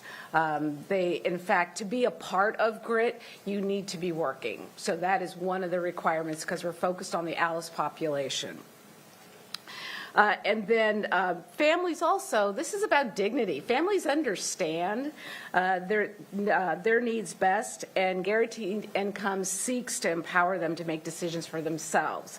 And then the third thing is, this is really the natural evolution of a lot of work that has been going on in our community to really dismantle poverty and showcase the need for systems transformation. And, Stacy and the groups that received the proclamation really talked about systems and changing the systems, that the solutions are there. We have to figure out how do we address the systems and all of those barriers within systems. So she was absolutely right on about hunger and so many other systems that are really barriers for families. You can go to the next slide.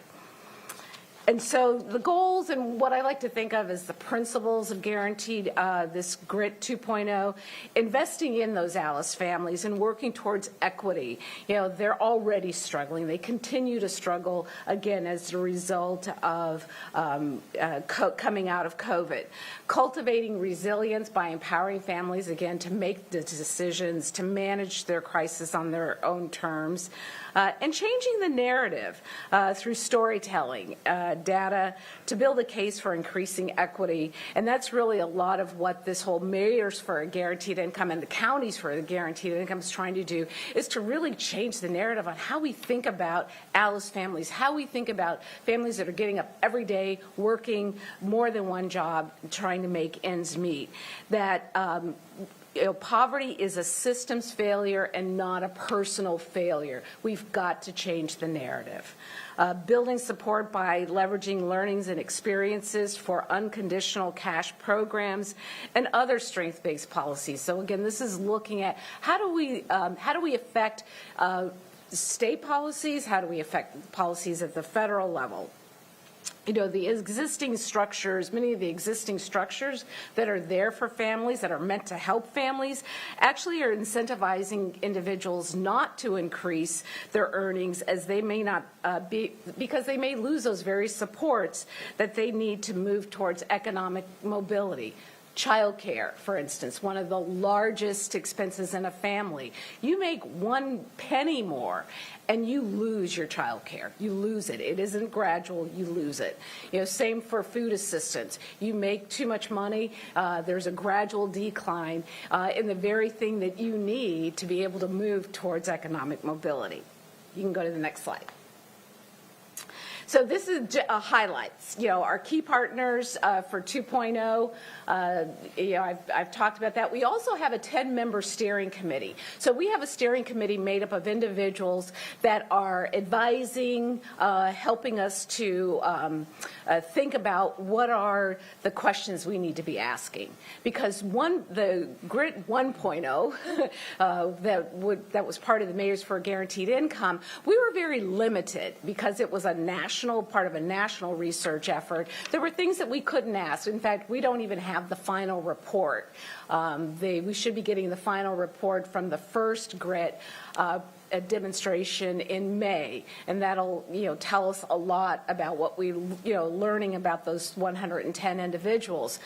2.0 is going to give us an opportunity to get data faster, because we're not under all of those restrictions. So what kinds of survey questions do we want to ask? What do we want to find out about these participants in the program? So that I'm really excited about that, because real-time data will help continue to build a case why these types of programs are good for the community and good for the economy. The 175 participants, and I'll go into the criteria in a second. And this individualized benefits counseling provided for recipients. This is really important because benefits, again, you could be you don't want to harm. This isn't meant to harm families. And so this benefits counseling is really important at the beginning, and it's also important at the end. So lots of onboarding goes on within this process. Next slide.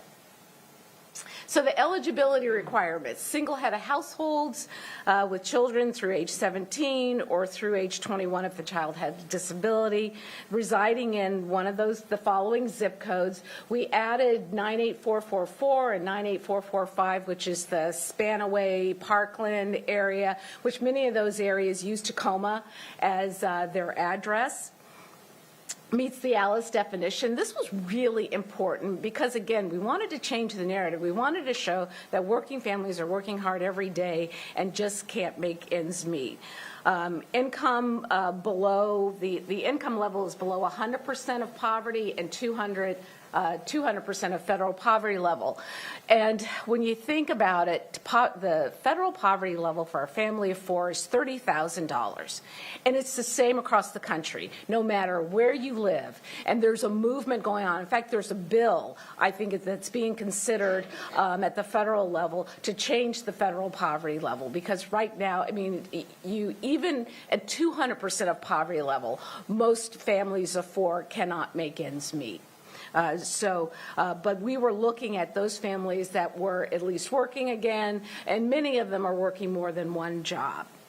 You can go to the next slide. The other thing about the ALICE family, before I leave it, their survival budget, the newest data is going to be coming out in May, but the survival budget here in Pierce County for a family of 4 is $98,000, and that's survival. The stability budget, I don't know what the stability budget is for 2020 based on the 22 numbers, but it was $130,000 for a family of 4 based on the 2020 data. So I'm sure it's going to go up. So again, keeping that in mind, the challenges families make. You've got that slide. In addition to the previous requirements, a couple of things that we were looking at is parent guardian is attending school, college, or working to complete some type of training or apprenticeship program. And then someone in the household may be justice involved, can be a parent guardian or someone in the immediate family that affects the income in that family. So it isn't required, but we reached out to those, we wanted to make sure that those populations were in the mix. So you can go to the next slide. So the current process, we got over 2,000 applications. 1,200 of those were eligible. once we reviewed everything, and this was random. So United Way, no one knows who these individuals are. We work with a company called Steady. We worked with them the first time around, and they were the distributors of the cash gifts monthly. This time, they've expanded their role, and so they helped with the randomization. So out of that randomization, 25% of the applicants are Spanish-speaking. 175 participants were selected and notified on March 14th. 3 have declined to date for a variety of reasons. I believe 2 because of the benefits cliff that they were going to hit. It was 108 when I did this slide. It's now 145 individuals that have been gone through onboarding and vetted.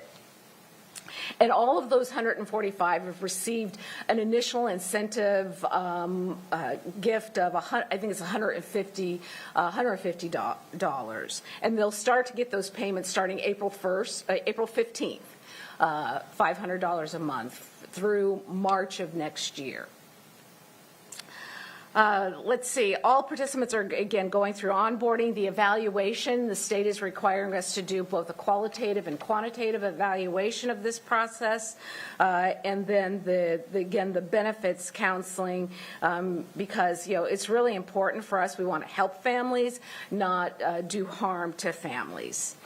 Let's see, I've got a couple of other statistics. Race and ethnicity-wise, 29% are African American, 27% Latino, 24% white, Native American, 2%, and Native Hawaiian Pacific Islander 3.4%, multiple others, racial groups 12%. Gender, mostly female, 70%. The recipients are female and 24% are male.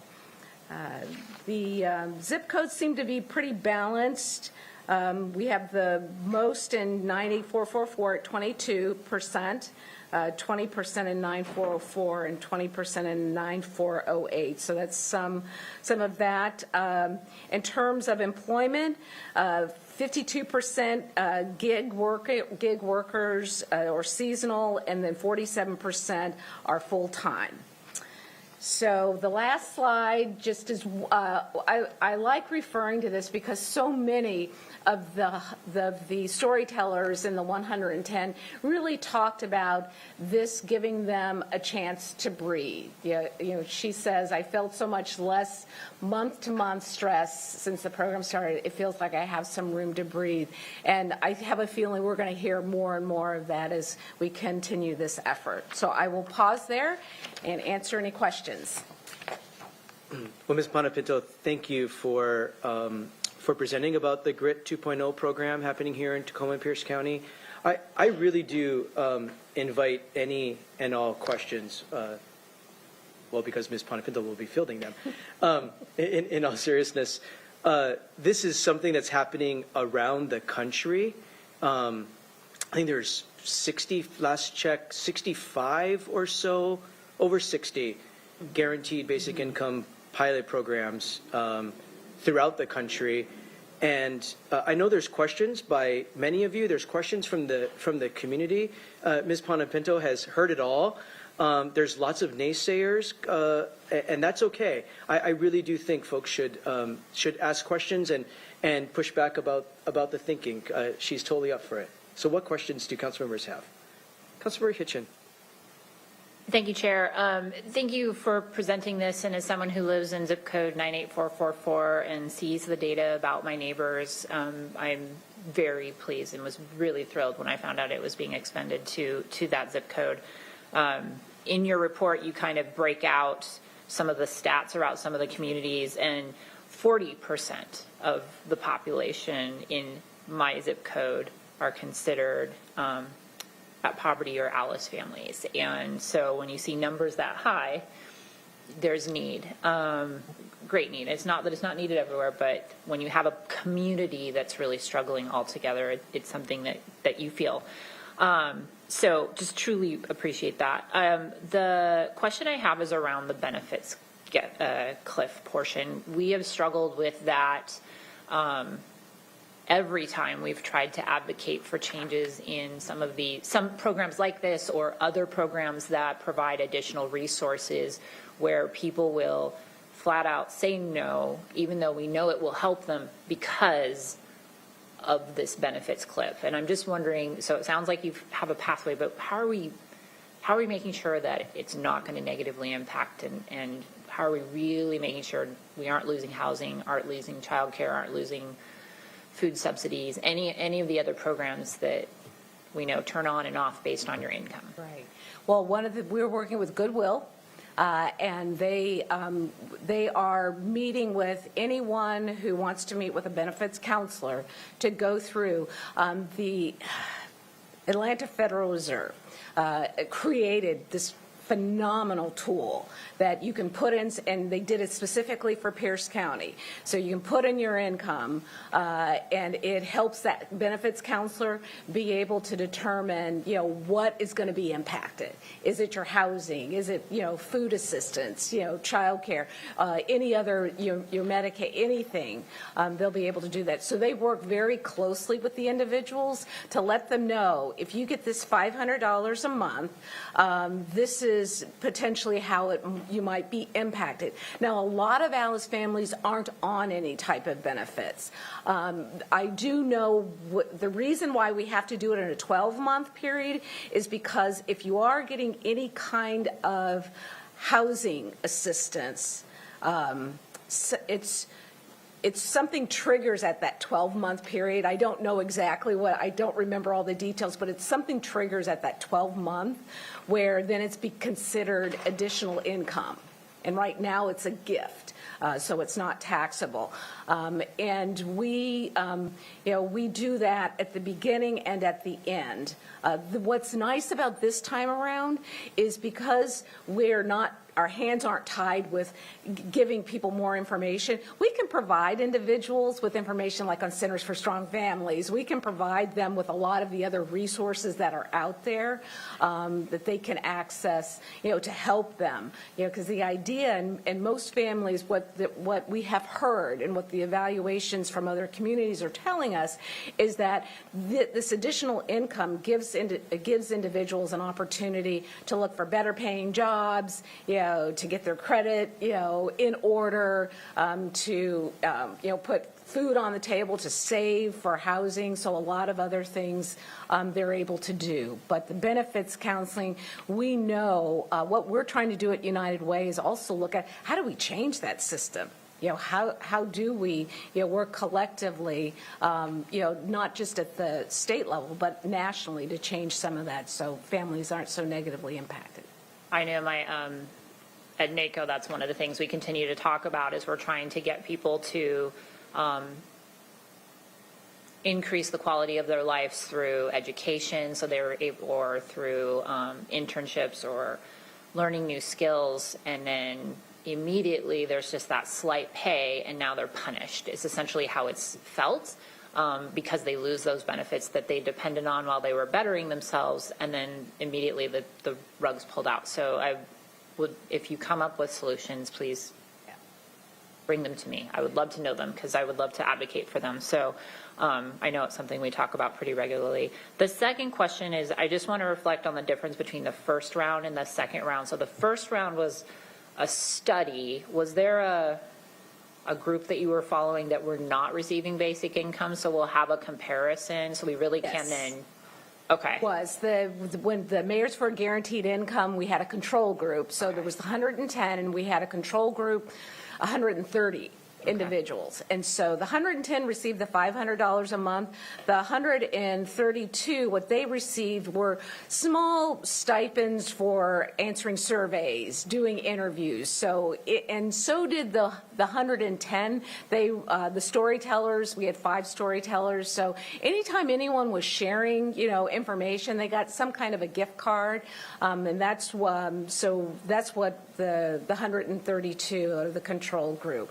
So it will be interesting to get the report. I'm very anxious to get that report in May, and we'll definitely share it. Okay, thank you, and thank you for all the work. Very excited. Thank you, Chair. In GRIT, so Councilmember Hitchin was asking about comparing and contrasting GRIT 1.0 and 2.0. There was a control group. It was highly contained. The team at United Way couldn't wrap around them the 110 families with, go to Goodwill for skills training and job training, and go to Sound Outreach for to help fix your credit and things like. They couldn't do that. The other differences between 1.0 and 2.0, both were Alice families. Yeah, both were Alice Both were families, Alice. both Alice. We focused on Alice. We expanded the zip codes. Expanded the zip codes to Pierce County zip That's codes. the difference. And also, too, the first time around, we're looking at this time as well. Some of the other indicators that we focused in on were around childcare and housing stability. Those are still embedded in this. There'll be some of those will be part of the evaluation and survey questions. What we added this time around is to look at to also include populations that we're going back and getting additional training and certification, as well as those individuals that may be justice involved. So those were the major differences between the first and the second. Thank you. Thanks for those questions. Councilmember Herrera. Thank you, Chair. Just question on the 500. Why 500? Why not 2,000? Yeah. Where'd you come with the 500? Great question. So, and I actually have the answer right here. So before the pandemic, 40% of Americans reported that they couldn't afford $400 of unexpected expenses. And what most cities have been doing that have been involved in the Mayors for a Guaranteed Income, $500 is typically what, if you have some type of an emergency, that's about $400 to $500 has shown to be about the average. And so most of the Guaranteed Income programs are around $500. There are some that are at $1,000. I don't know exactly what communities are at $1,000, but there are some at $1,000. But we thought, $500 for an Alice family, can make a difference. And we, and again, the stories that we heard from some of the storytellers shows that $500, really just helped them, not to always feel like they were on edge. So I don't know if that answers your question, that it's just the average. We talked about whether or not, we do 1,000, at one point, especially for 2.0, we thought, okay, well, maybe we do we don't do 175, we do 110, but we increase the amount. But it was just the steering committee decided that we should stick with 500. Another question. So I also had a question. I mean, in this area, we've had these programs go on right in this community, and that's with the Native American communities. They have per caps and things like that. Before you even started this, did you ever talk to them of the negative consequences of possibly having this guaranteed income and how it's affected their community, how it's affected how people use money and things like that? I mean, not just here, but I mean, there's a lot of places that have this guaranteed income in Native American communities, and those are great examples of some of the benefits and some of the negative aspects. Heard a lot about what's coming up with some of the good things, but I just worry on some aspects of folks getting this guaranteed income. Other people will know that they have this, and they could be targeted for different things, especially when it's cash. When it comes to those things, I'm just bringing those things up. So yeah, let's see if I'm going to try to answer your question. It's I mean, those are things that, those are all things that we think about. Did we talk to anyone? I mean, there's a lot of research out there that shows how individuals are using, this additional income. I do have, if it will pull up really quickly here, I can share with you what we were seeing when we did some surveys early on in the first one. Food and groceries, 23%. Retail and services, 48%. Housing and utilities, they were using it on transportation. So they're using it on basic needs. We haven't seen any negative consequences, and even the national studies are not showing any negative consequences. They're really showing that people are using this to take care of, just their family's basic needs. You're not now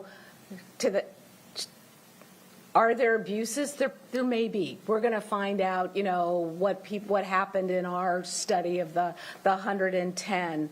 But so far, we have not nationally seen any negative consequences to it. And, we're just hearing that this is an opportunity for people to really think about their hopes and dreams. $500 isn't a lot of money. They're not going to quit their jobs, but maybe that will allow them to get a better paying job, take some time off to go find a better paying job. So, but we'll know more from 1.0, GRIP 1.0 when we get the final report. Beecher. Thank you. Councilmember Cruver. Thank you, Chair. It's all very interesting. I believe I did attend the debate that they had at PLU. I heard a lot about feelings, and I have to question programs that are based on feelings, at least government programs. And I'm curious, has there been any efforts to reduce the cost of living? And I say that because when I look at the cost of fuel going up, and I was listening to a program where the cost of car insurance is going to be jumping 20-some%. And there are insurance companies leaving states because they can't afford to be there. And so I'm looking at how this transfer of wealth is affecting those who are expected to, that it will be taken from. And so is there any effort in looking at that avenue where everything is costing so much more, delivering food to the grocery store because of the changes in transportation and rules and regulations, going to the port and all of the dollars spent there, and that affects all of the folks who are being looked at for getting this. And so, that's where I'm wondering if there's any equal efforts in getting the cost of living to be reduced, especially working with the federal. And how do we reconcile this as gifting? Because every time when they're doing budgeting and doing disbursements, well, that's gifting, so we have to do it a different way. How is this not gifting? What the guaranteed income? Yeah, the guaranteed income is considered, it's not taxable. And legally, how can it be done?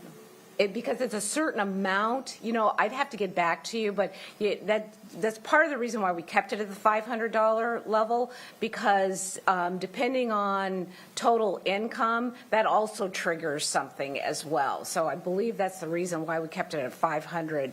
I think Councilmember Cruver is trying to refer to a provision in the state constitution about gifting of public funds. Oh, okay. And the answer is there is an exemption for the poor and the infirmed, and so these are poor folks. The cohort are people defined as poor, between by definition 100% to 200% of federal poverty level. So it meets that definition of the exception to the gift of public funds. Okay. Right. Thank you. Interesting. And then as far as reducing the cost of living, I think we'd all like to figure out how to reduce the cost of living. I mean, I think one of the things that United Way and I know a lot of others focus on is, how can we look at the systems that are in place that actually impact individuals, impact these ALICE families, because as I mentioned earlier, so many of the systems that are in place are really not, while probably intended to help individuals, really create a lot of more barriers for individuals and disincentivize folks. I mean, I hear stories at least all the time of individuals not taking a pay increase because they're going to lose child care. Not taking a pay increase because, okay, well, how am I going to put food on the table? Those are real stories and real things that happen to families all the time. So, our lens is more on how do we change a system. You know, I brought this book. I went to hear Matthew Desmond. I don't know if you're familiar with Matthew Desmond. He wrote the book Poverty by America. Very interesting read. I heard him speak last week, and one of the things that he said is that $177 billion a year it would take to bring everyone above the poverty, and that's less than 1% of the GDP. And so when you think about it, you know, just like with the food insecurity, you know, and the wasting of food, I mean, we can do something about these things, but the will isn't always there to do it. Yeah, it's all very, very noble. I guess when I look at a federal government spending more than we take in, it makes it really difficult for everyone. And this is a burden that these folks carry. I just remember the days I was eating potato chips. Mm-hmm. So it's a lot of difficulty. And I wanted to mention, I'm glad that Councilmember Herrera brought up about on the tribes, because I have friends who are missionaries to the tribes in Canada. And because they're not working, they get paychecks, and it's devastating, very devastating to families. It's very indescribable, I want to say. And I wanted to ask, so I noticed, you know, the partners you have, Tacoma and Goodwill, and you had Pierce County. How is our relationship involved? Sitting on the steering committee, Councilmember Mello, Chair Mello, sits on the steering committee, and the city, you know, Mayor Wooders sits on the committee as well. So really being thought partners in all of this, and the county for guaranteed income. There's counties across the country that are coming together to talk about, you know, at a county level, how something like a guaranteed income could be put into place. But we also have nonprofits, so Goodwill, the Greater Tacoma Community Foundation, some nonprofit agencies that provide, you know, financial assistance, Budget and Policy Center, someone from DSHS at the state level sits on it. So really, we come together once a month, and United Way is the administrator of this. So we're behind the scenes putting everything together, making all of this happen, but using this steering committee as a sounding board, as a group to sign off on kind of next steps, sign off on survey questions. You know, what are the things that we want to look for and ask other participants in this particular process, and also too, what is the state want to see? You know, the state is asking us to do evaluations, both qualitative and quantitative, and so we look to this group to provide that guidance and advice.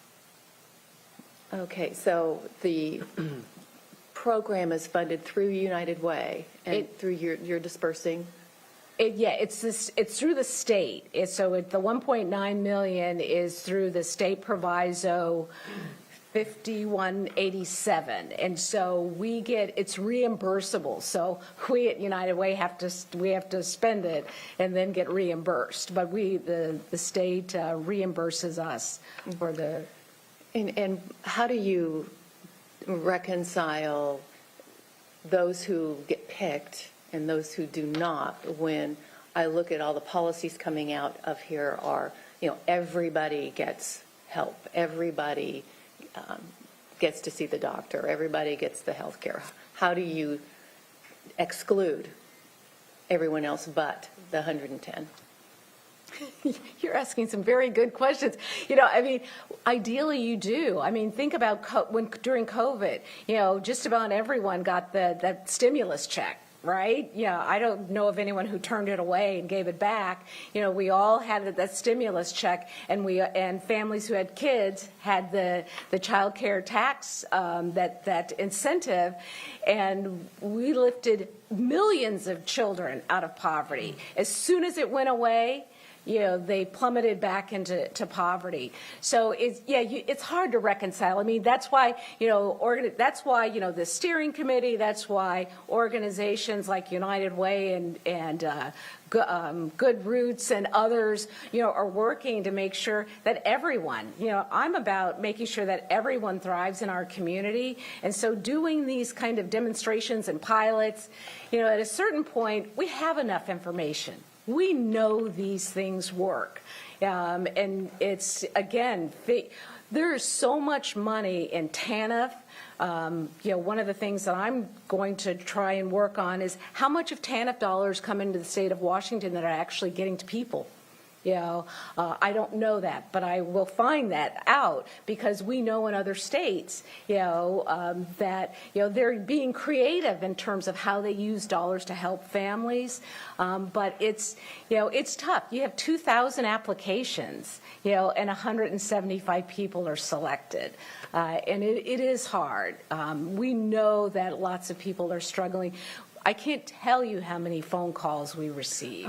I can't tell you how many people showed up at our offices, wanting to sign up for this. So we know that families are struggling, and so while we're doing these pilots, the other thing that we want to do is make sure what other things is United Way working on to change systems and to get to our legislators, both at the state level and at the federal level and local level as well. And I'm wondering for the folks, maybe you said this, family qualifies, are they also receiving TANF or food stamps or power assistance or all of this as well? They could be. They could be receiving something, and that's what the benefit. Yeah, medical. They could be, depending on where they fall. They have to be below that. They have to be within the ALICE threshold, so the 100% above poverty, 100% above poverty level and 200% below poverty level. So they have to be in that range, and so many of them are receiving probably some assistance. But, again, we'll be able to ask those kinds of questions early on. Okay. It's just all very, very interesting on like when you mentioned some of the like the federal programs, I mean, a lot of that money was printed. It's in debt. So we're creating debt, more debt. And I'm a little hesitant, but I appreciate all your time and your work on it and helping to understand, what you're doing, what's behind it. Thank you. Thank you. I can't read it. Thank you for those questions. I just wanted to end by emphasizing something you started with, Ms. Bonapinto, and that is part of this work. We certainly wish we could magically lift everybody out of poverty. That is certainly the goal. And we are trying to, through these pilots, we're trying to help inspire folks to see the way there and how we can change systems to lift many, many more families out of poverty. But one of the things you said at the beginning is a lot of this pilot project in particular, yes, it's about helping these 175 families and proving the concept, but it's also about changing the narrative. And what we mean by that is there are thousands of people who wake up every single day and go to work. They work hard for a living, come back at home, and still don't have enough money to make ends meet. What we mean by changing the narrative is, folks should not have to get up every day, work a full day's work, and come home and not have enough to provide for their family. We're trying to change the narrative about poverty, and there's nothing bad about those people. Those people are working very hard. It's not about them. It's not personal. It's about the system. And that's what we mean about changing the narrative around poverty and using this pilot program to be able to showcase these individual families, these 175 individual families and stories about how they find themselves, and the individual power of what they're using the dollars for to better themselves. One family might be using it to maybe take a day or two off of their shift work, and instead of doing, where they can't afford to not show up to work, but this minor stipend helps them be able to apply for a better paying job or pay for a tutor for for their kid, to stabilize their family and get their kid to advance in school, or fix their car and make their car more stable so that they can get to work. These are what we're hearing from real families in GRIT 1.0. And this is the kind of flexibility that TANF or SNAP benefits or child care benefits don't have the flexibility for families to control their own destiny and invest in themselves and what they know best to improve the lives of their family. Councilor Cooper, do you have another question? Thank you, Chair, but I just had another comment in the sense where understanding that the dollars that are going to the families that the government chooses is taking from the independent of the family who is giving the money from giving it to someone that they wanted to help. Because there are all of those that you are missing in this program that maybe John Smith knows, and he wants to be able to help a family, but he doesn't because the government took the money to help someone else. And so there's conflict that I have with how it is set up and the transfer of wealth going back and forth. There's just questions that I'll discuss with you later. Yeah. Appreciate No, that. I mean, all valid points. One of the things that again from this book, one last comment I'll make is one of the things Matthew Desmond talks about is the poor and how the poor are exploited. There's over $61 billion collected from low-income Americans every day through payday fees, interest, overdraft fees. And so it's, to me, it's fixing all of that because the wealthy are getting wealthier, and the poor are paying for it. When you look at the data. So we can talk further about it. It has been a learning for us, I think, at United Way to really delve into a lot of just the nuances, because, there's a moral imperative to all of this, but there's also the economic imperative, right? Because we want communities to thrive and we want communities to be vibrant, but we can't do, and it's not taking away from someone else, so that's, it's not the zero-sum game that Heather McGee talks about in her book, The Sum of Us. It's not about a zero-sum game.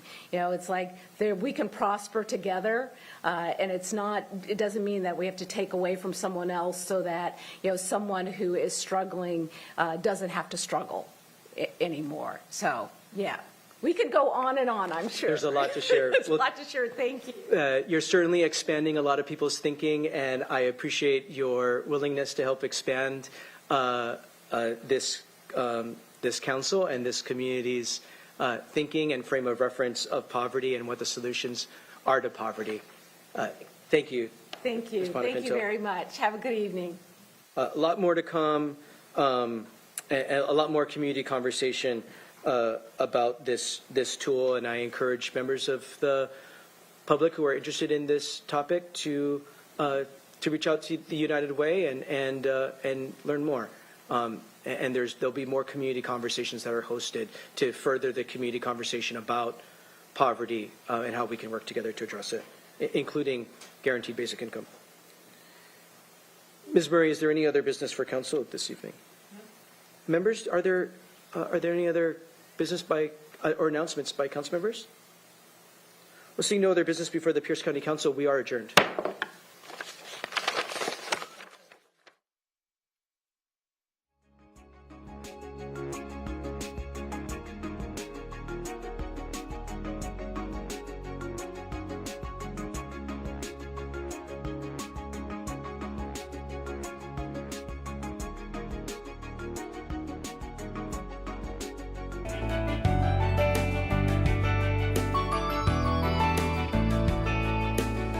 The County Roads District, 670,000. You can read down through. Always in just about every tax district, the local school district is the largest beneficiary, just like property tax.